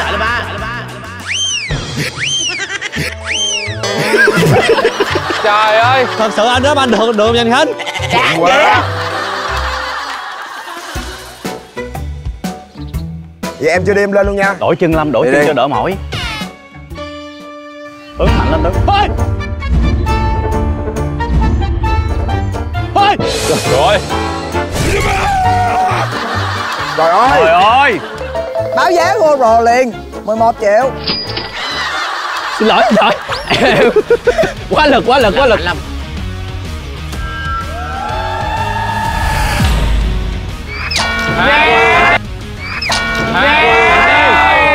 Hay quá. Nó chưa phải hay nữa kìa. Làm đâu biết đá banh. Rồi bây giờ nhìn vô đống đá là chúng ta đã thấy thắng thua rõ ràng rồi, đúng không ạ? Đúng, bên em là xây gọi là được cái villa, bên kia là xây cái chuồng heo thôi. Bên đây được cái khởi động giỏi lắm. Khởi động thôi. Rồi vậy là đội nào là đội chiến thắng à? Là đội chúng em. Nam Nhi là Nam Nhi, quyết không sân si. Rồi các bạn có quyền phạt đội thua một cái hình thức phạt nhỏ nhỏ nào đó mà các bạn thích. Vậy thì lấy đá đập vô đầu. Đúng. Mỗi người ăn một cục đá đi. Người ta phạt mình đó. Đội tôi chỉ có mình anh Thịnh lớn chứ thôi. Anh Thịnh đại diện ra phạt đi. Rất kỳ vậy. Đàn anh làm anh khó lắm, về đâu chịu đùa. Anh chọn hình phạt đi. Đội bên anh chọn như vậy á thì tụi em phạt anh Thịnh là không được ăn. Bây giờ bố nay mình plan. Ai mà rớt trước là người đó không được ăn cơm buổi trưa nay. Vô. Đúng. Ok. Quá hay. Bò lăn để đá đầu đi. Để đá đầu chứ mới liên quan tới đá. Đúng rồi, để đá đầu đi.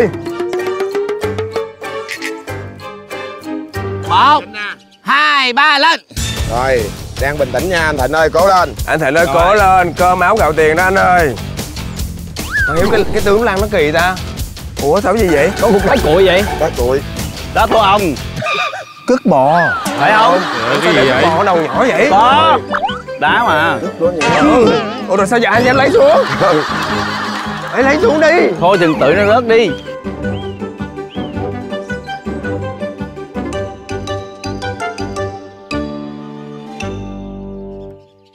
Rồi anh Thịnh thua. Rồi anh Thịnh thua. Rồi anh Thịnh thua. Ồ Huy tập gym dữ quá nè. Ủa? Anh Thịnh thua rồi mà. Anh Thịnh thua rồi các em xuống luôn đi. Thua hình phạt của anh là gì? Anh ăn buổi trưa. Anh không ăn hả? Trời ơi. Chương trình Đã em bình khổ thường vậy. không nói chuyện rồi, bây giờ không ăn nữa, giờ cuối trình không nói chuyện luôn. Bây giờ sẽ là góc tâm sự đàn ông. Các bạn có bao giờ tự nhìn lại chính mình và nghĩ là nếu như thời gian quay trở lại thì các bạn sẽ là một cái phiên bản tốt hơn hay như thế nào không ạ? Bây giờ ở đây chắc anh Thịnh lớn nhất, anh Thịnh sẽ là người tâm sự đầu tiên á. Có một chút tiếc nuối. Cái đây khoảng 10 năm rồi á, mình hơi bị coi thường cái vụ mà quan tâm đến sức khỏe đúng không? Vóc dáng. Mình nghĩ là chắc không sao, lên vài ký không sao. Tới bây giờ xuống 2-3 ký rất khó. Đúng rồi. Và thấy nó sự khác biệt. Chỉ 10 năm thôi thì thấy khác biệt liền. Ngày xưa chơi mấy cái này là không có là gì luôn. Bây giờ thì là khác biệt. Mệt, mau mệt. Cho nên chỉ có chút tiếc nuối là mình đã không quan tâm tới cái body, cái sức khỏe mình. Còn anh Khánh, anh muốn mình thay đổi gì? Mình sẽ chọn bạn chơi hơn chút xíu. Tại vì lúc còn trẻ mình là chơi với những cái bạn ham chơi. Chứ mình không có nghĩ tới chuyện là mình phải chơi với những cái người chịu khó làm ăn, những người có kiến thức. Để rồi bây giờ mình không có cái vốn kiến thức của mình không có, và mình cũng không có cái vốn làm ăn giỏi như những cái người mà ngang tuổi mình mà hồi đó người ta chịu đi chơi với những cái người chịu khó làm ăn hơn. Đó, cho nên là bây giờ mình bắt đầu phải tập lại từ đầu và mình phải chịu khó làm lại thì mình vất vả hơn những người mà lúc mà họ đi chơi mà họ có chịu khó học hỏi nhiều hơn. Ok, nếu như em mà quay lại điều ước cho cái sai lầm lớn nhất của em khi mà còn trẻ của một người đàn ông là em sẽ không mời đám cưới anh Huy Khánh. Ôi, sao mẹ em ngại quá. Rồi lúc đó là mọi người biết không, em dưới quê thì em cũng phải lựa chọn rất là nhiều. Bây giờ em rất là ngại đó, mọi người em biết hơi ngại. Những người anh em thân thiết cũng như là đồng cam cộng khổ sống chết với nhau, em mới mời thôi. Mà cũng đâu có đó. Bây giờ mà anh Khánh tới là một niềm vinh hạnh gia đình rồi nữa. bà con xa xôi dịu dời, ta kêu là Huy Khánh nhiều khi quên chú rể luôn. Người ta chỉ cần đến con Huy Khánh mà thôi. Như vậy em vẫn vui đúng không? Lúc đó là chạy poster. Đúng rồi, đủ thứ. Ấy vậy mà em cứ hẹn em đừng đến nhé. Trời ơi. Rồi có lẽ là ai trong chúng ta cũng có ít nhiều tiếc nuối đối với quá khứ, với những điều mà chúng ta chưa làm được ha. Dạ đúng rồi. Thì bây giờ đây sẽ là một cái cơ hội để chúng ta nói với tương lai của chúng ta trong 10 năm tới qua một cái thử thách dành cho các bạn trong cái hành trình ngày hôm nay. Đó là thử thách gửi đến chính mình trong tương lai. Các bạn sẽ thử thách văn chương bằng cách là tự viết một cái bức thư trong vòng 10 phút, độ dài 10 câu đổ lại thôi, gửi cho chính mình 10 năm tới trong tương lai. Và mỗi bạn sẽ được phát một cái gương để các bạn có thể tự nhìn lại chính mình. Rồi thời gian 10 phút dành cho các bạn, bắt đầu. Đi sắp ra sân khấu rồi. Sắp ra sân khấu hả? Ra sân khấu vẽ rồi, chân mày. tôi điểm lẹ đi. Nhanh đi. Vẽ chân mày được chứ vẽ ký ức vẽ gì? Qua đây, anh vẽ cho. Trời, em quá thân là Kiều Minh Tuấn. Vậy hả? Đây. Rồi, Kiều Minh Tuấn nha. Mời anh khách là Kiều Minh Tuấn.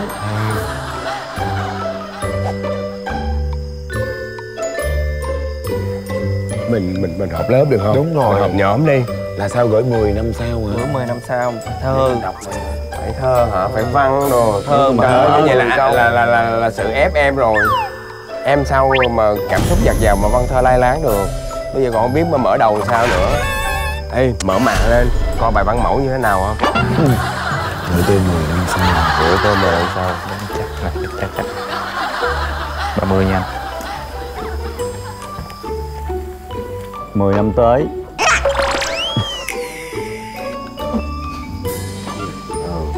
Văn về đó.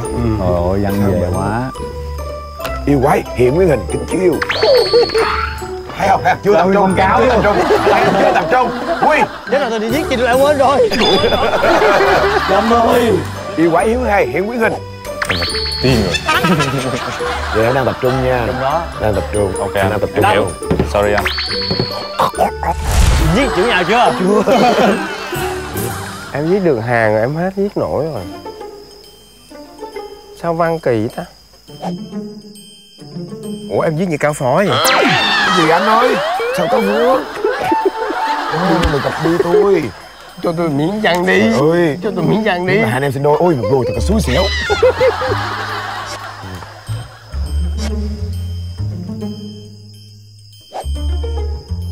Ý. Anh làm anh hùa kìa, em không nhớ gì nữa, em ghi chữ trăm rồi hết rồi đó. Chỉ. Trăm chữ.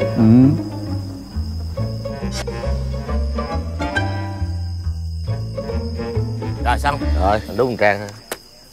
Anh viết hay quá. Em xin đổi bài của em của anh. Em viết gì nữa vậy? Sao đọc? Hả? Chữ đẹp quá, Quy chữ đẹp quá. Chữ đẹp từ xưa giờ. Em chữ em viết giờ vậy? Không đẹp á. Em thấy em hết hồn luôn nữa. Thì không dám viết nữa luôn á. Tháng này cà phê nhập vô Arabica, Robusta, mỗi thứ tạ, nổ. Rồi hết giờ, xin mời các huynh đài dừng bút được rồi ạ. Dừng bút. Ai sẽ là người đọc thư trước ạ? Bên kia thì em chưa chứ sao? Anh lớn nhất đọc trước đi. Giúp em đi anh, bên kia xong trước làm đi. Giúp đi, tụi em học sinh yếu. Rồi. Anh xin phép đọc trước nha. Chào bạn Thịnh của năm 2033.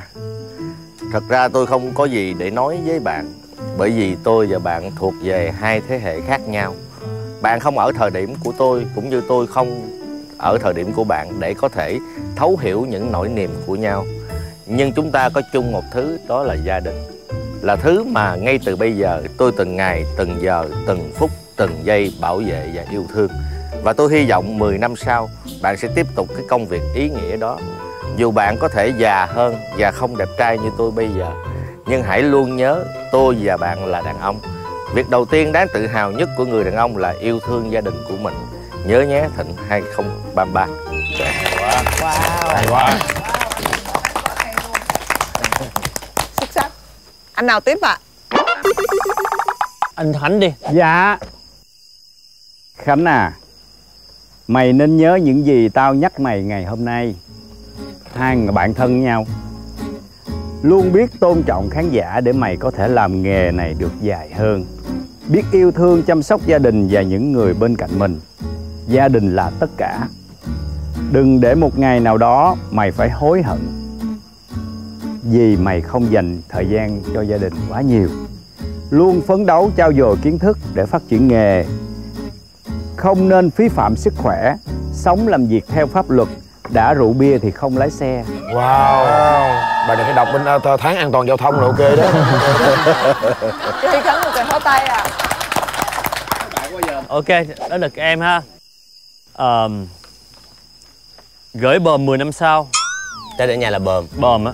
Mày đừng hối tiếc khoảng thời gian này. Mày hãy trân trọng mỗi cơ hội mày có và cố gắng làm nó cho thật tốt.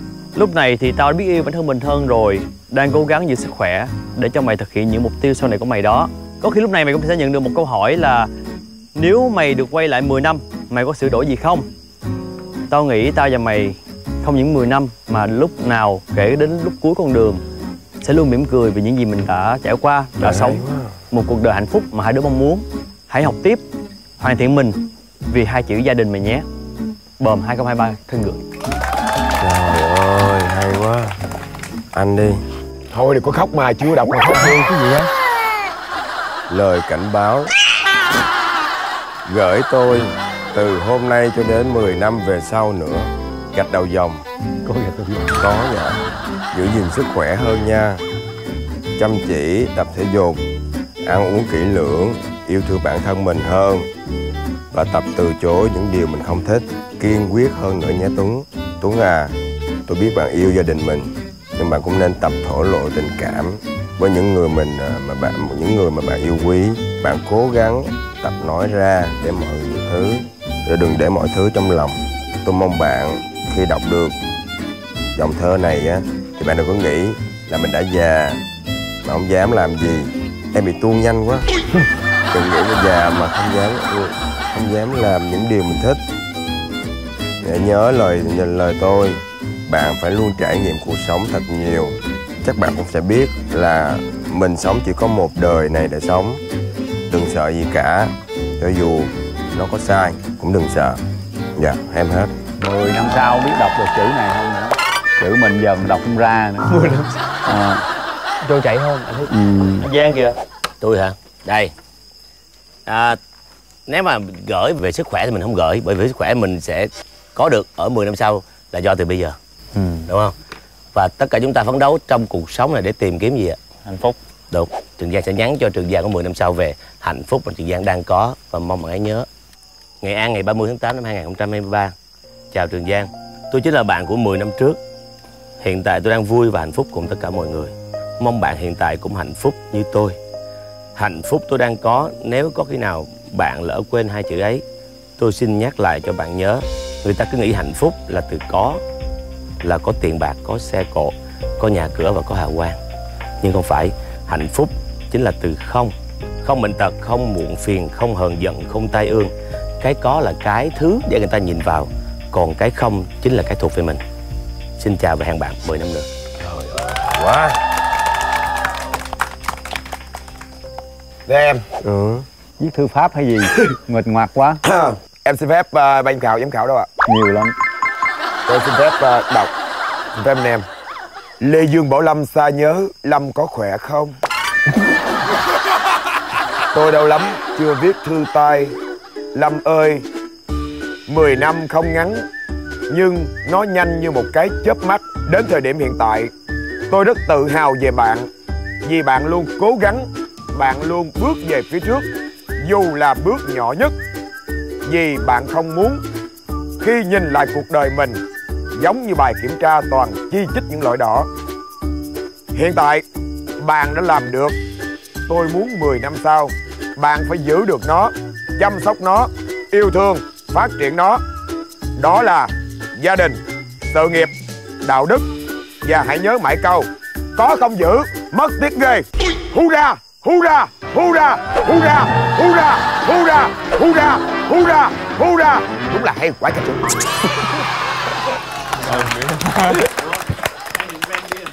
Hiểu đi.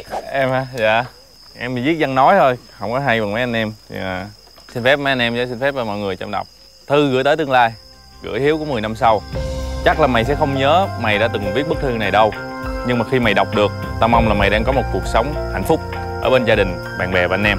Tao thực sự mong là mày sẽ vẫn còn giống như tao, vẫn sống hết mình với nghề, với âm nhạc, và đặc biệt là luôn luôn khiêm nhường với tất cả mọi người, cho dù mày có vị trí cao như thế nào. Và vẫn nhớ cái lý tưởng của mình là sắp nổi tiếng nha. Nhưng hãy dành thời gian cho gia đình và ba mẹ nhiều hơn. Nói là mình thương ba mẹ như thế nào, điều này thì học hỏi từ mấy anh em 2 ngày 1 đêm nha. Còn hiện tại thì ta sẽ cố gắng không làm điều gì để cho mày phải hối tiếc. Viết văn vậy mà cho không hay. Thiệt á, Này khiêm tốn quá. Cái này đọc rap được luôn đó. Khiêm tốn từ trong lời văn cho đến ở ngoài đời. Khiêm tốn thật thà dũng cảm của nó đó. Quyết. Gửi bả vai 10 năm sau. Lúc đó tôi đã mổ rồi. Gửi tôi của 10 năm sau nữa. Hy vọng rằng nhìn lại và cảm thấy mình chưa bao giờ ngừng cố gắng để giỏi hơn ngày hôm qua. Rita, cả một thập kỷ qua rồi, đã dành nhiều thời gian cho gia đình hay chưa? Đã giỏi hơn trong công việc hay chưa? Được như các anh hay chưa? Một thập kỷ cha mẹ đã già đi nhiều, còn minh mẫn như là ngày hôm nay mày ngồi đây và viết bức thư này. Con cái đối với cha mẹ thì là yêu thương, nhưng người đàn ông đối với gia đình thì là thấu hiểu.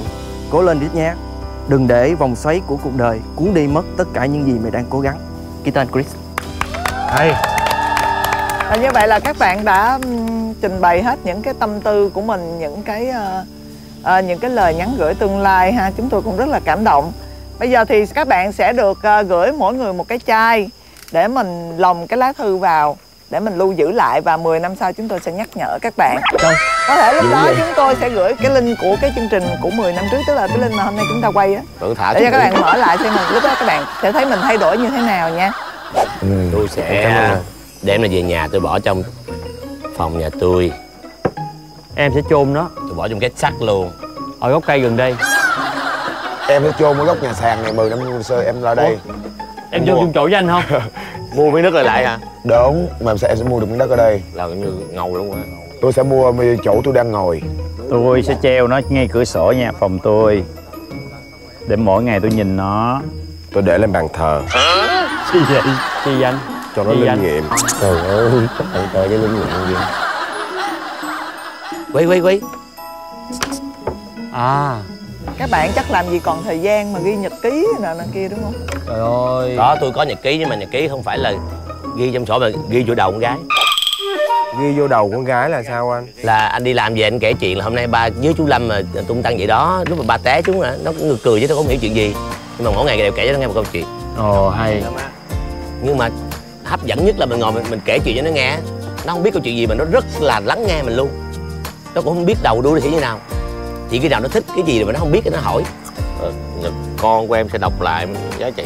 Sao đọc được? Thiệt, có những thứ em đâu nói chuyện được với vợ em đâu mà em nói trong nhật ký được. Rồi khi nào rồi mai mốt lỡ vợ anh là lấy được cái cuốn nhật ký đó là sao? Bà viết vô một tờ khác bà ghi chổng.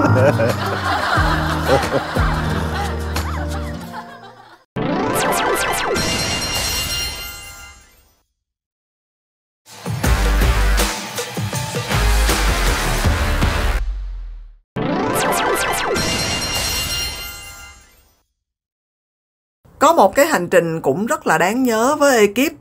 Ở Hòa Bình là các bạn ấn tượng nhất điều gì? Hòa Bình là một cái chặng mà mấy anh em mình chuyển cũng là ngang ngửa với lại chặng Hà Giang á. À là cái tập mà có chị Phương Ly á ha. Phương Ly á. À Jenny biến thành đời thật. Tay trong á. Nhớ rồi. Mà cái tập đó là cũng anh em mình cũng là đoán bên trước được hôm rồi ha. Trên này là lúc nào cũng là cái điềm xui mà, cho nên là dễ gì mà chương trình không cài cắm vào. Đúng rồi. Mà cũng tội nghiệp lắm, là thấy là khán giả cũng nói là sao chị Phương Ly mình giống vai xì bai mà không có ra đúng chất. Nên mấy anh em tôi cũng có thể biết được là vai trò của Jenny trong lát sẽ là như thế nào rồi, thì mấy anh em cũng phải cố gắng hỗ trợ cho Phương Ly thôi. Chứ mà để mà làm một cái điệp viên mà để chúng tôi không biết thì còn lâu lắm. Lại Ly cũng là một ca sĩ mà Ly chơi vậy là vui rồi. Vui rồi. Nhưng mà lúc đó có kỷ niệm riêng của anh em mình. Nhà Lâm cũng có biến thì dễ. Đúng rồi. Em thấy có một điều là anh Giang chụm mấy anh em lại kêu vụ chuyện gì anh em mình cố gắng nha, vươn lên đó.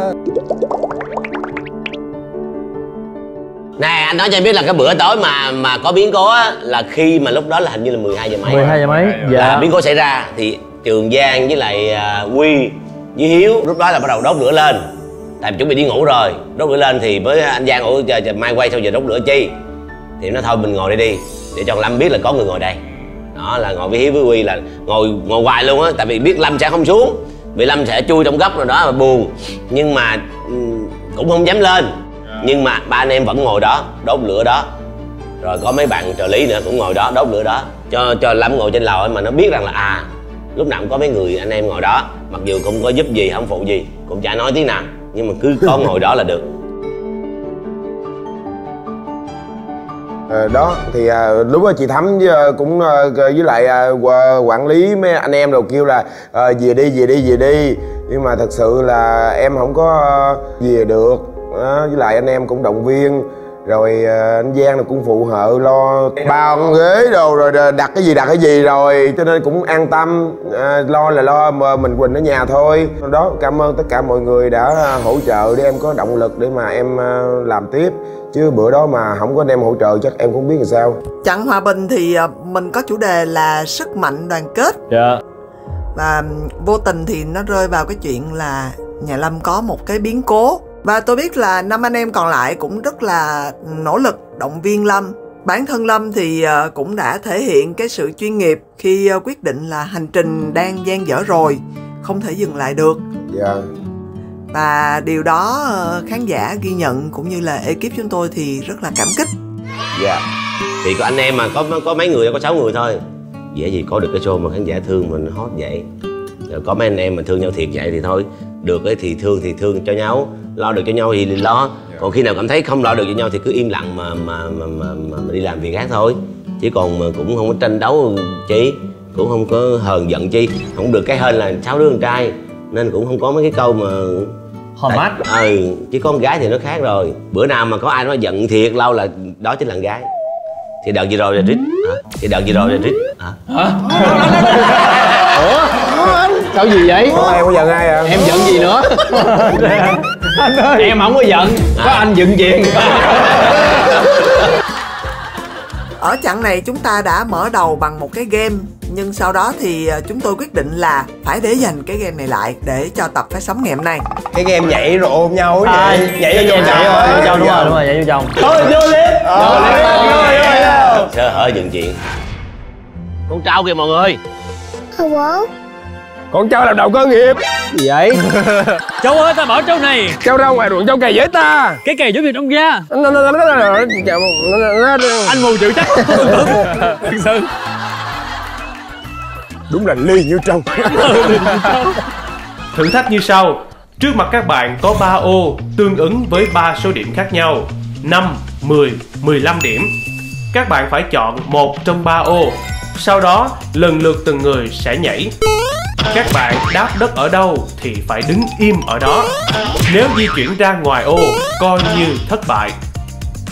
Đến khi cả 7 người cùng nhảy vào một ô và đứng nguyên trong vòng 5 giây, hô khẩu hiệu chương trình, các bạn sẽ thành công vượt qua thử thách. Nếu thất bại, các bạn có thể chơi lại nhưng sẽ bị thu phí 1 đồng tiền vàng.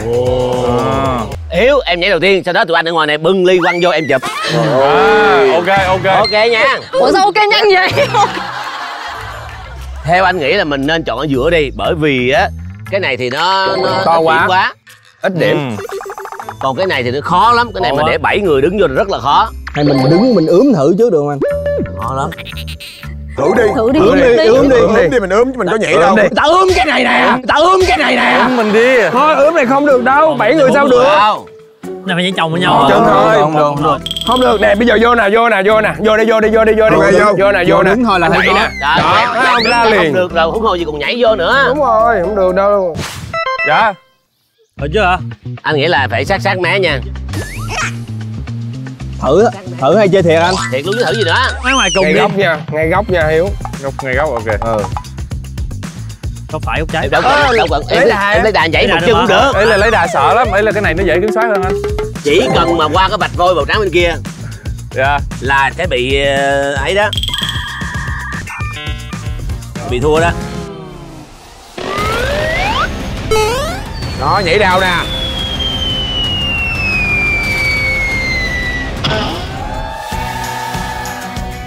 Rồi đây hay quá. Hay vậy. Rồi Quy, em là thơ sao mong Hiếu nè, em sẽ ngay đây nè.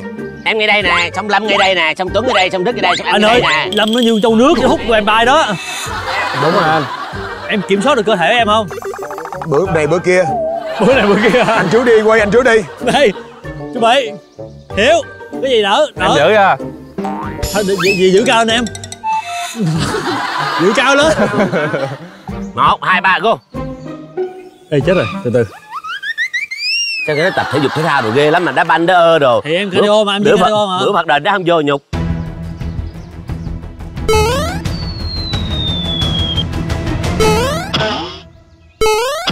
Sai chỗ nha, sai chỗ nha. Đúng không? Nhảy gì mà gần vậy? Rồi Lâm ở giữa Lâm. Đây nè đó. Rồi dạ Lâm vui vô đây nè. Lâm nè. Bánh mì kẹp thịt Lâm ơi.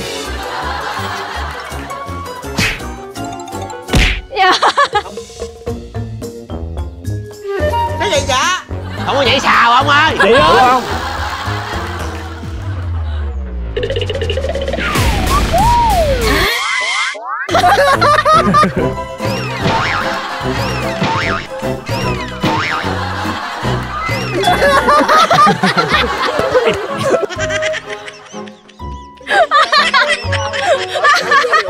Đi không? Được không? Đi không? Có đi không? Được đứng này không?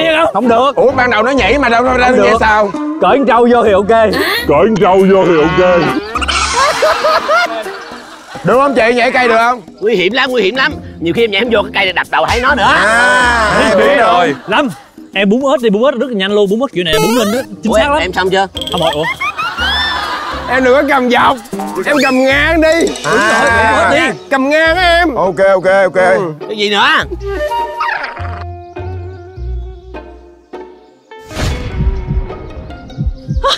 Quay mặt bên kia. Cúi đầu. Hai đứa quay mặt bên kia. Là vậy được không? Không được hả? Không được hả? Thôi đổi môn đi. Có cái môn. Rồi thua. Không, em giỡn thôi, em thử thôi, tại vì em thấy gì không vui.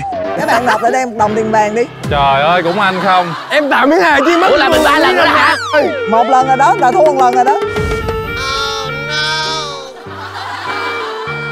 Em tạo miếng hài. Trời ơi. Em tạo miếng hài. Trời ơi. Hay quá. Hiếu. Hỗ trợ anh Hiếu ơi, hỗ trợ anh Hiếu. Lên.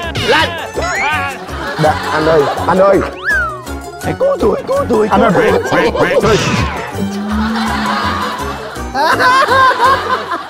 Ủa tự nhiên mất hết một lượt vậy? Cái đó giỡn thôi chị ơi. Em thấy hình yếu quá nên em làm cái cây này nè. Không có xé nhá với chị, vừa rồi xé nhá với chị ơi. Đưa ta đi, đưa ta đồng để mình chơi. Nộp lại đây đồng. Mình chơi đàng hoàng. Đây ạ. Rồi. Bây giờ là hai bà này mở đầu là không hên. Ủa lại đây không mà anh? Hai anh em mình đi anh. Em đi, em hên á. Đàn áo đàn đẹp cởi đàn chi vậy? Giúp không? Vướng gì em làm như em nhảy cao không? Nhảy nó hít lên cái nách cái gì? Body người ta ngực đồ người ta đẹp, ta vu ra cái người đó mà trời ơi body bơm chứ không phải thiệt đâu mà ấy. Lên em. Lên thiệt nha. Lên. Có lên. Rít. Nào. Rồi. Rít trên nè. Đây. Ok. Rồi, quay lại bằng hướng mặt trời rồi.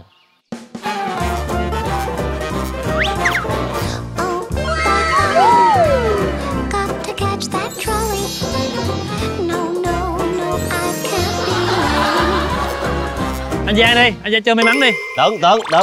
Vô là vô luôn nha, không có nhích nha. Không nhích nha. Tới Đình Tân ơi. Vô.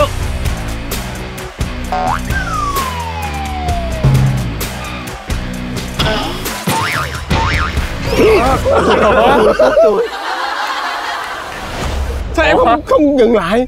Nó đã. Ấy là nó có cái đà đẩy em. Cái này là tha nha, chứ đúng ra là như vậy là thua đó. Rồi, phải đó mọi người. Rồi tha cú này. Quy, đưa áo này lên. Hỏi em hả? Anh Tuấn ơi. Anh đây. Kìa. Em chí mạng anh đó. Trụ lại. Chu ra, đúng rồi. Cản lực em lại. Đúng rồi.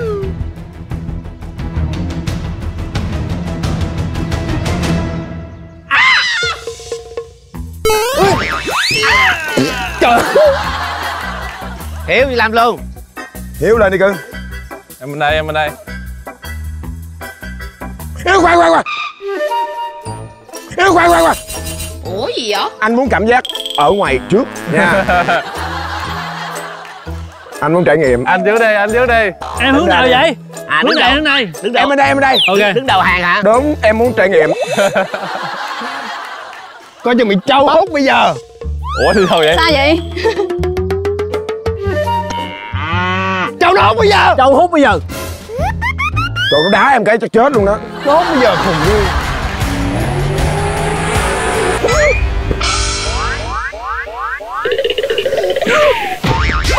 Hay quá. Hay quá. Hay quá. Hay quá. Ủa sao em chụp? Ủa tay anh chi vô nghĩa vậy? Vô Nghĩa ơi, Giờ anh sẽ biết châu hút là như thế nào. nhẹ thôi em ơi, nhẹ thôi.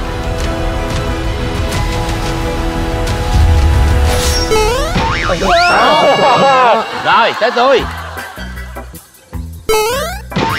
Quá nhẹ nhàng, có gì đâu mà căng thẳng. Quan trọng con bé kìa. Cái lỗ rồi. Em ơi. Ly ơi, chơi đi Ly. Vô em ơi. Dễ mà, nhẹ nhàng thôi cưng. Nhẹ hả? Ừ, có gì thì anh giữ lại cho. Chắc không? Chắc vậy ơi.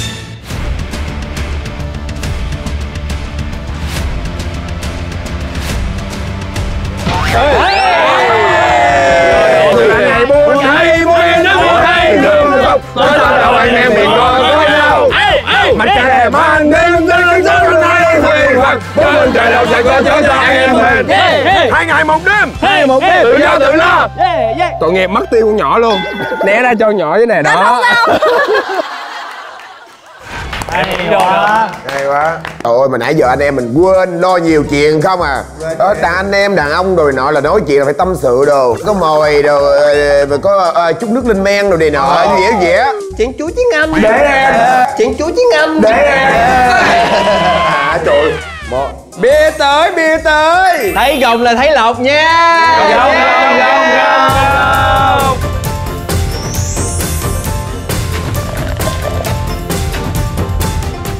Bia tới, thấy gồng thấy lộc. Bia tới, thấy gồng thấy lộc. Trời hoành tráng vậy. Ê, cảm ơn mấy anh đã ghé quán em nha. Trời ơi. Hay vậy. Từ từ em tới liền. Rồi. Cái này hết bia Sài Gòn. Bia Sài Gòn đẹp lắm. Sài Gòn ơi. Sau ngày hôm nay là mình còn một hành trình nữa là ở thành phố Hồ Chí Minh. Đó, là cái nơi mà mình sống mỗi ngày đó.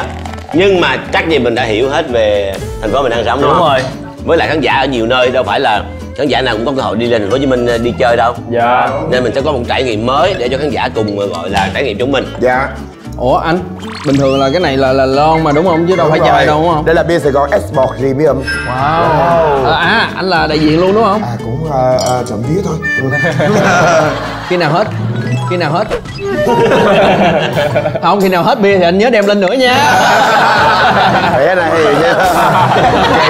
Hay quá. Đập tay. Yeah. Vô. Năm hết Tết đến. Dạ. Mình lên ly bia là chúc sức khỏe. Thứ nhất là chúc cho quý vị khán giả được nhiều sức khỏe, gia đình bình an hạnh phúc. Chúc cho chương trình cũng sẽ được yêu thương như những gì khán giả đã yêu thương. Và chúc cho mùa 3 cũng sẽ trở thành hiện thực, bởi vì mùa 3 cũng là cái gọi là cái sự mong chờ của khán giả. Mặc dù chúng ta còn một hành trình nữa ở thành phố Hồ Chí Minh, nhưng mà cũng cầu chúc cho mọi sự bình an, may mắn và chúc cho chương trình mình sẽ luôn được yêu thương mãi mãi vững bền theo thời gian. Rồi 5, 2, 3. 2 ngày 1 đêm, tự khui tự vô. Cái đó giống như là mình bị cô độc vậy. Anh ơi, cái đó như là mình bị cô. Ý là bữa nay thôi. Sao? Tự nhiên chúng ta cô độc vậy.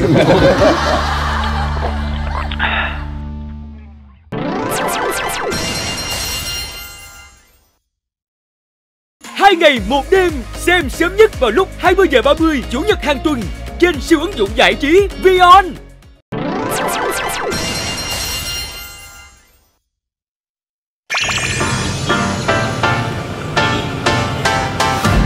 We're living every day in the moment, ain't wasting no more time.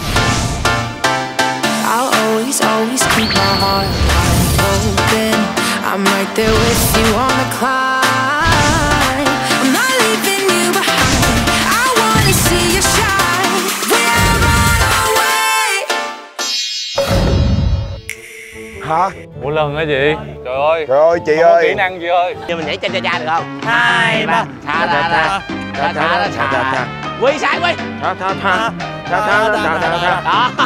Lân phải vậy. Rồi vô. Bữa này 1. Đúng rồi. Đi chân liên tục. Đúng rồi. Chân vậy nha. 2 lần rồi đi chéo chân nha.